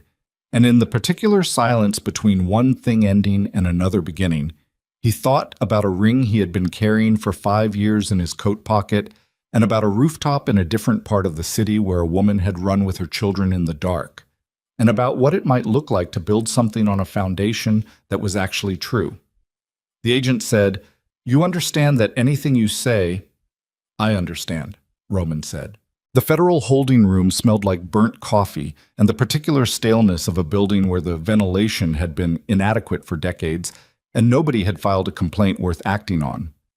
Roman sat at the table with his wrists resting on the surface in front of him and watched the agent across from him open a second folder and understood, from the thickness of the folders that had been coming through the door for the last 4 hours, that this was going to be a long night. He was not wrong. They went through everything. The agent, her name was Carver, mid-40s, with the specific tiredness of someone who has worked financial crime long enough to have lost the capacity for surprise and retained only a functional, professional skepticism, went through it with the thoroughness of someone who knows that the first conversation sets the architecture for everything that follows and is not willing to let the architecture be sloppy. She had 2 junior agents flanking her who took notes, and occasionally left the room and came back with more folders. Roman answered every question. He answered them in the same order they were asked, without embellishment, without evasion, without the particular lawyerly hedging that Carver had clearly been expecting, because he had not come into this building to negotiate a position. He had come in to dismantle something, and dismantling required specificity. He gave them Adrian's financial network. He gave them the shell company structure that Finch had built and Adrian had corrupted. He gave them the names of the judges, the names of the municipal officials, the names of the 3 family representatives who had been in the steel mill tonight and had driven away before the task force arrived. He gave them dates and amounts and routing numbers from memory because he had spent 6 months memorizing the architecture of his own house in preparation for exactly this kind of accounting. At 2 in the morning, Carver set down her pen. "You understand," she said, "that the cooperation you're offering doesn't automatically translate to immunity. The scope of what you've described, your own participation—" "I'm not asking for immunity," Roman said. She looked at him. "I'm asking for a framework," he said, "a structured cooperation agreement that allows me to remain accessible for testimony and documentation while the case is built. I understand there will be consequences. I'm not here to avoid consequences. I'm here to make sure that when the consequences land, they land on the full architecture, not just the visible parts of it." Carver studied him for a long moment. "You're giving up the empire," she said. It was almost exactly what Adrian had said on the roof, but it came out differently. Not disbelief, but the professional assessment of a woman trying to identify what she was actually being offered. "I'm giving up an empire that was never actually mine," Roman said. "It was my father's. And before it was his, it was something else, and before that something else again. I've been the custodian of someone else's war for 15 years. He paused. "I'm done being the custodian." She picked up her pen again. They went until 4 in the morning. When they finally put him in a temporary holding cell to wait for the formal processing, Roman sat on the bench with his back against the wall and closed his eyes and felt, for the first time in what might have been years, the particular quality of a mind that has nothing left to manage. No operation running, no position to hold, no loyalty calculation to run against every interaction, nothing to maintain. It was not comfortable exactly, but it was clean in a way that nothing had been clean for a very long time. He slept for 3 hours, which was the first full 3 hours of uninterrupted sleep he could precisely remember. In the morning, his lawyer arrived. Not the organization's lawyer. The organization's lawyer had already been contacted by Carver's team and was, as of 6 a.m., navigating a conflict of interest that would keep him occupied for weeks. This was a different lawyer, a woman Roman had retained privately 8 months ago and had not told anyone about, who had spent those 8 months preparing for the specific legal situation that had now materialized. Her name was Ose. She was calm and precise, and she had read every document Roman had given her over those 8 months with the focused attention of someone building a structure that needed to hold weight. And when she sat across from him in the consultation room and looked at him, her expression was not surprised. "You're intact," she said. "More or less. The cooperation agreement framework is viable," she said. "I've reviewed what they're working with, and I've reviewed what you're offering, and there's a workable structure here. It won't be clean, and it won't be fast, and there will be conditions you won't like." "I know. But you stay out," she said. "The children's assets, your father's sequestered fortune, that's going to require a separate legal track. The biometric access complicates the estate question significantly." "The fortune goes into a trust," Roman said. "The children don't touch it until they're adults, and they can make an informed choice about what to do with it. In the meantime, the income from the legitimate assets, the ones that can be documented as clean, goes to a community development fund operating in the neighborhoods the organization taxed for 30 years. Ose wrote something. "That's going to reduce what's available to you significantly," she said. "I know what I need, and what I need is not very much," Roman said. She looked up from her notepad. "Where did that come from?" she said. It was not an unfriendly question. Roman thought about it honestly. "Someone reminded me," he said, "that the only things that were ever actually real were the things I almost lost." Ose nodded once and went back to her notepad, and they worked through the morning. The formal cooperation agreement took 11 days to structure and sign. 11 days during which Roman was held in a federal facility that was not a prison cell, but was not freedom either. A supervised residence, essentially, a building where he could work with Ose and meet with Carver's team and go through the documentation that the task force was using to dismantle the network piece by piece. 11 days during which he did not see Lyra or the children because their location had been placed under a separate protective protocol, and contact had been restricted while the threat assessment was ongoing. He was given a phone with approved contacts on day 3. He called Marco first because Marco was the contact he needed for operational information, and also because Marco had been the one sitting in a federal waiting room for 36 hours before being cleared as a cooperating witness, and Roman owed him a conversation before anything else. Marco answered on the second ring. "You look terrible in a holding photo," Marco said. "They released it this morning. It's on 3 news sites." "How's the shoulder?" Roman said. "Functional? They fixed it properly this time." A pause. "Cora told the federal protection officer that his tie was the wrong color. He changed it." Roman was quiet for a second. "She's all right," Marco said. "Both of them. Lyra has them in a location I'm not supposed to describe, but which I can tell you has a working kitchen, because Eli apparently told the supervising agent that his mother makes better bread than anything they've been given, and the agent agreed." Another pause. "He's a good kid, Roman." "I know," Roman said. "He's got your face when you're working something out. It's unsettling." Roman almost laughed. It came out as something less than a laugh, but more than nothing. "She asked about you," Marco said. "Lyra, yesterday. She asked if I'd spoken to you and what your status was." He paused. "I told her you were fine. You are fine, right?" "Working on it," Roman said, the same thing he'd said to Eli on the dock. On day 7, the news broke nationally. The story was not the story Roman would have told. It was the story assembled from federal sources and unnamed informants and the particular narrative gravity of organized crime coverage, which tended toward the operatic and missed most of the texture of what actually happened inside these structures and why people stayed inside them. Roman watched some of it on the small television in the supervised residence and turned it off after 20 minutes, because the distance between the coverage and the reality was too large to sit with comfortably. On day 9, Finch came in for his own deposition. Roman saw him briefly in the hallway, heading in the opposite direction with Carver's team. Finch had a bandage on his cheek where the cut had been cleaned and closed. He looked older in the building's fluorescent light than he had looked on the waterfront. He stopped when he saw Roman. "The fortune," Roman said. He kept his voice low. "What my father built. Can it be unwound from the biometric access? Made accessible through conventional estate channels?" "Not entirely," Finch said. "The encoding is layered. but I can build a secondary access structure that routes the legitimate income without requiring the primary biometric sequence. It'll take time. He paused. I already started, actually, 8 months ago, when you first came to me. He looked at Roman steadily. I had the same idea you did. My father trusted you for a reason, Roman said. He trusted me because I told him the truth when it wasn't comfortable, Finch said. I'm telling you the same thing now.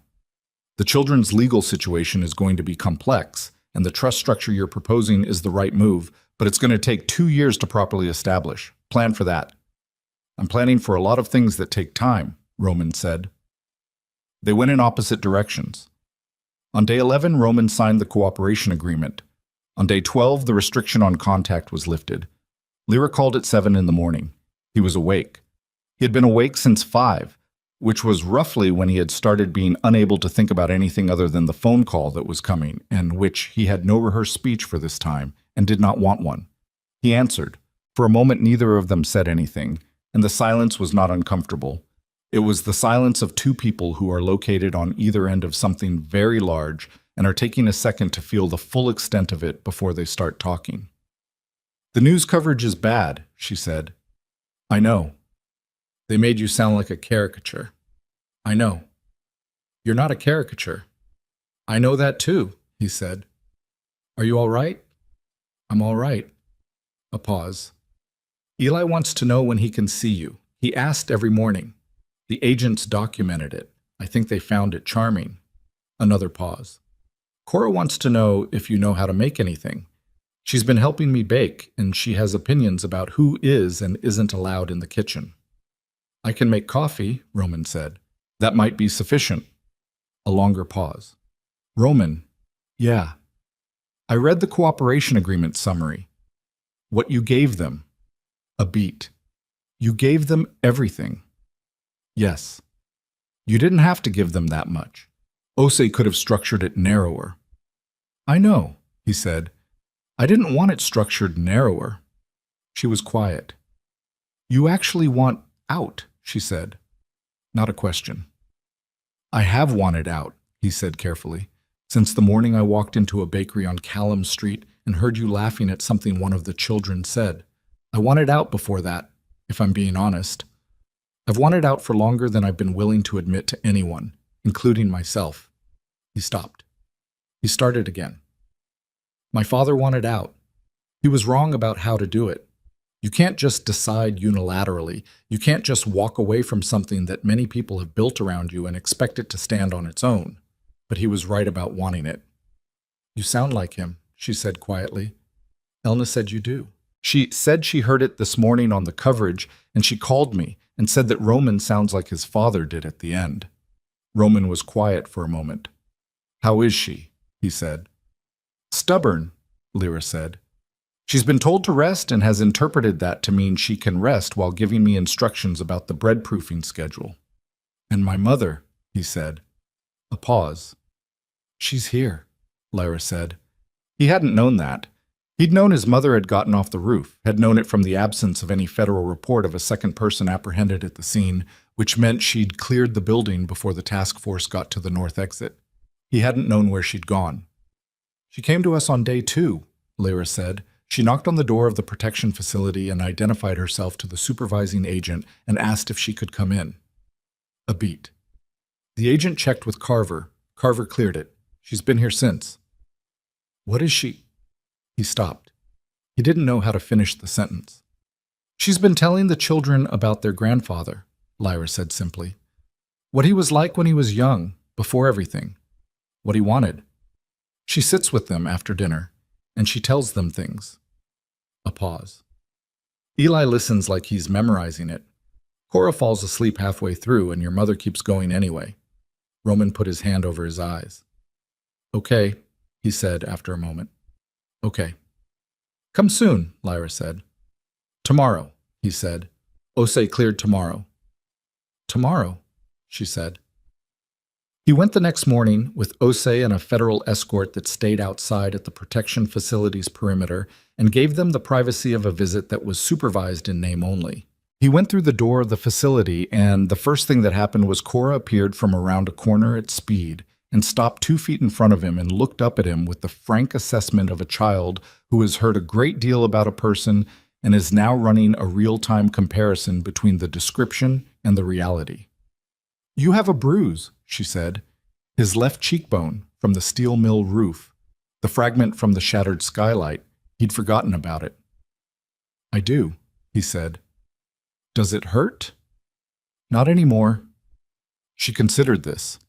Then she held up both hands, the universal child request for being picked up, delivered with the unself-conscious authority of someone who has never had reason to doubt that the request would be fulfilled. He picked her up. She was heavier than he expected, which was not something he'd had any basis for expecting anything about, and she smelled like bread and something citrus. And she put one hand against his bruised cheek with a gentleness that was completely at odds with everything about how she'd arrived at this moment. And she looked at him very seriously and said, "Eli said you caught him when he fell on the roof." "He didn't fall," Roman said. "He stumbled. I caught him." "He said you were fast." "I was motivated," Roman said. She seemed to find this an acceptable answer. She put her head on his shoulder with the settledness of a person who has decided a thing and is done deliberating about it. Eli was in the kitchen doorway. He was watching Roman with those gray eyes and that expression that was going to be difficult for Roman to ever fully get used to. The expression of his own interiority reflected back at him in a face that was not his face, his own watchfulness and caution, and the particular quality of attention he brought to things that mattered, all of it operating in a 5-year-old boy who had been developing it without him for every day of those 5 years. "Hey," Roman said. "Hey," Eli said. "How's the wrist?" "The zip tie marks." "Fine." Eli looked at his wrist briefly and back up. "I knew you were coming. I heard her on the phone." "Yeah." "She smiled," Eli said. "After. She doesn't always smile like that." Roman didn't have a response that was adequate, so he didn't manufacture one. Lyra came from the back of the facility with Roman's mother beside her, and the specific image of those two women walking together. The woman he had loved, and the woman who had shaped him into a person capable of loving her, side by side, in conversation, having apparently spent 12 days building something between themselves in the protected space of a federal facility, was one that Roman was going to spend a long time processing and was not going to rush. Lyra looked at him. She looked at Cora on his shoulder and at Eli in the doorway and at Roman's face, and what moved across her expression was not simple. It had the complexity of everything they'd been through in it, the 5 years and the grief and the fury and the flower on her arms in the kitchen that morning that felt both like yesterday and like a different life entirely. It had the complexity of a woman who has made her own life out of almost nothing and is now standing in a room where someone is asking her to make it into something different and larger and less solitary, and who is deciding, consciously, in real time, whether she trusts that. She crossed the room. She didn't hug him. They were not there yet. They had not been there yet, and she was not a woman who moved faster than her own certainty. She stood in front of him and looked up at him and reached out and put her fingers briefly against the bruise on his cheek, in the same place Cora had touched it, and the echo of it did something he was not prepared for. "You need to eat," she said. "You look like you haven't eaten in 11 days." "I haven't eaten well in 11 days, he said. "There's bread," she said. "Come sit down." They sat at the facility's kitchen table, the 6 of them, Roman, Lyra, both children, Roman's mother, and Elna Bosch, who appeared from a back room walking with a cane she had apparently acquired, and who looked at Roman over the table with the specific expression of a woman who has been carrying a promise for 30 years and is feeling the weight of it lift. Roman looked back at her and thought about his mother's voice saying, "I loved your mother, there's a difference," and thought about the photographs on the hallway wall of the safe house that he'd passed too quickly to examine, and understood that there were things here that predated him and that he would need time to learn the full shape of. They ate bread and they drank coffee, and the children talked. Cora talked at volume about everything, and Eli talked selectively and precisely about specific things he'd observed during the 11 days in the facility, which included a detailed analysis of why the federal agents had been cycling through the same 3 sandwiches and what he thought they should have ordered instead, which made Lyra press her lips together against a smile and made Roman's mother laugh outright. A short, clear laugh that Roman had not heard in 11 years, and which he registered in the specific way you register the return of a sound you had decided was gone permanently. After the children were taken by Elna to the back room for what Elna called the afternoon program, and which appeared to consist of learning to make a specific kind of pastry that Elna had opinions about, Roman and Lyra and his mother sat at the table with the remnants of the bread between them. His mother looked at Roman. "Finch called me this morning," she said. "The secondary access structure. He says 18 months, not 2 years, if he can work without interruption." "He'll have what he needs," Roman said. "The community trust," she said. "The income distribution. It's the right thing." She said it simply, without sentimentality. "It's what your father wanted to build toward. He just didn't have the right mechanism." "He also didn't have 11 years to think about it," Roman said. She looked at him. "I'm sorry," she said. Not for the first time. She had said it the night before, on the phone. A conversation that had gone for 2 hours and covered things that neither of them had the words for yet, and both of them had attempted anyway. "I know what those years cost you. I know what you became inside them. I know that some of what you did cannot be undone by intent, regardless of how this ends." "I know that too," he said. And I'm going to do what I can do," he said, "which is what's in front of me, not what's behind." He paused. "I learned that from somewhere." She recognized the echo of something in it and did not push further. Lyra had been quiet through this exchange, her hands around her coffee cup, looking at the table. She looked up now. "The bakery," she said. Roman looked at her. "Mrs. Bosch's bakery," she said. "On Callum Street. The lease is in arrears, and the building owner has been approached by a developer." She set down the coffee cup. "I don't want it to close." Roman thought about the smell that had hit him when he walked through the door on Callum Street, the warmth and cinnamon, and something that made people remember things they hadn't thought about in years. He thought about the 2 coffee cups, one on the counter, one at the table. He thought about a woman who had kept a promise for 30 years in a building with blistered paint above the door. "Then it won't close," he said. "I want to expand it," she said. She said it in the particular way she said things she had been thinking about for a long time and had been waiting for the right moment to say, directly, without decoration, the way she did everything. "I've been baking for 5 years. I know what I'm doing. And there are 3 other neighborhoods in this city that had the same relationship with the organization that Callum Street had, places that were taxed and pressured and diminished for 30 years. I want to put a bakery in each of them." Roman looked at her. "With the community trust income," he said. "With the community trust income and my own work," she said. "I'm not asking for a gift. I'm asking for a foundation." "Those are different things," he said. "Yes," she said. "They are." He looked at her for a long moment. He thought about the document he'd put in her hand on the waterfront dock, the contingency he'd been carrying for 5 years. He thought about what it meant that she was not asking him to take care of something, but to participate in something she was already building. "Yes," he said, "whatever you need." She nodded once, the decisive nod of someone who has received the answer they were reasonably confident they would receive but needed to hear stated plainly. Then Cora appeared in the kitchen doorway with flour on both hands and her forearms and the front of her shirt, which was apparently the Ashcroft family relationship with baking, hereditary and inevitable. "Elna says we need more eggs," Cora announced. "She says someone has to go get them." "I'll go," Roman said. Cora looked at him with the evaluating expression that he was beginning to recognize as her specific face for assessing whether an adult was capable of a given task. "Do you know what kind?" she said. "Tell me what kind," he said. She told him, with the specificity and gravity of someone for whom pastry supply chain logistics were a serious matter. He listened carefully. He repeated it back. She found his repetition satisfactory and returned to the back room. Roman stood up from the table. His mother was watching him with an expression he did not have the word for and suspected did not have a word. The expression of someone witnessing something they had hoped for and had not been certain they would live to see.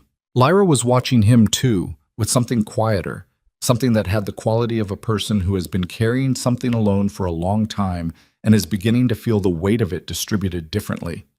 He reached into his coat pocket. He had not planned this moment. He had thought about it, for 11 days in a federal holding facility with nothing else to do, and had decided that the right moment was not a moment he could plan or engineer.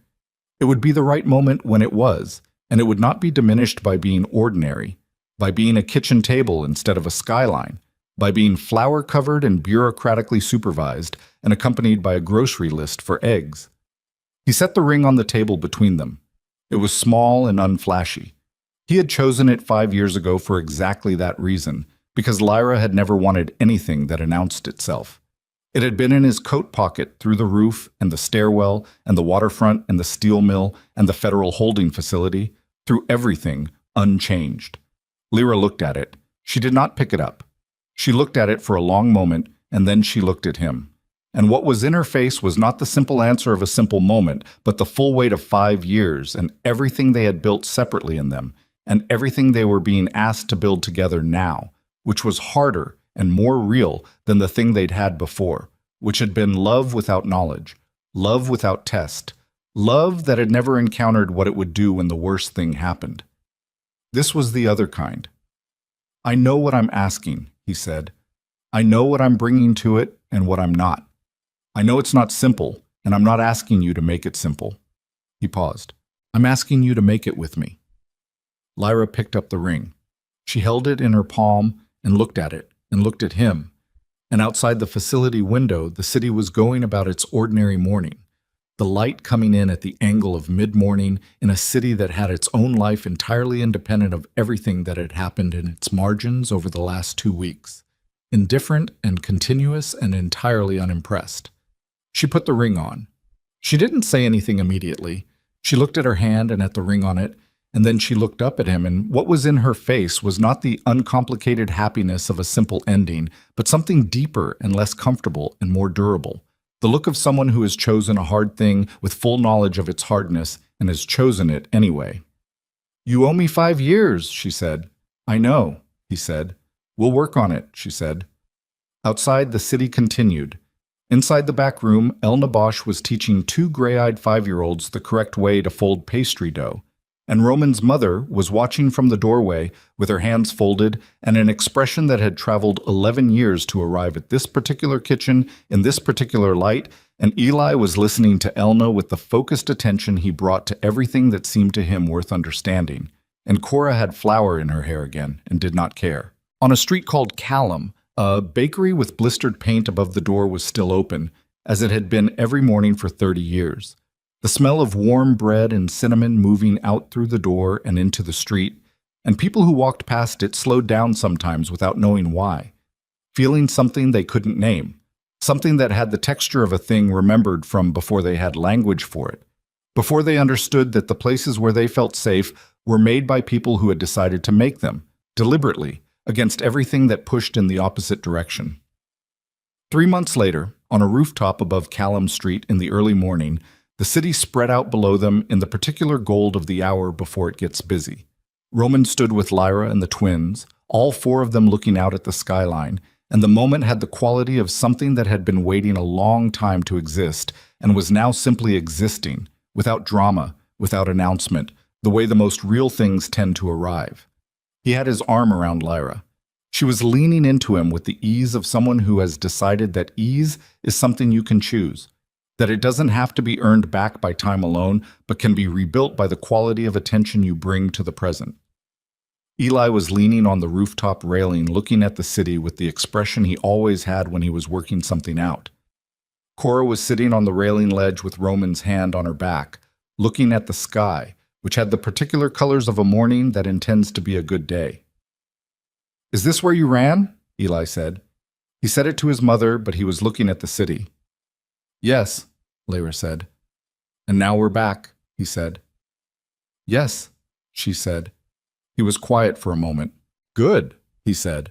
The word carried everything he had and nothing unnecessary, which was entirely his own, which was the person he was becoming, and it landed in the morning air and stayed there, simple and sufficient, the way the truth tends to be when it is finally allowed to just be itself. The city below them moved into its day. The 4 of them stayed on the rooftop a little longer, in the light, together.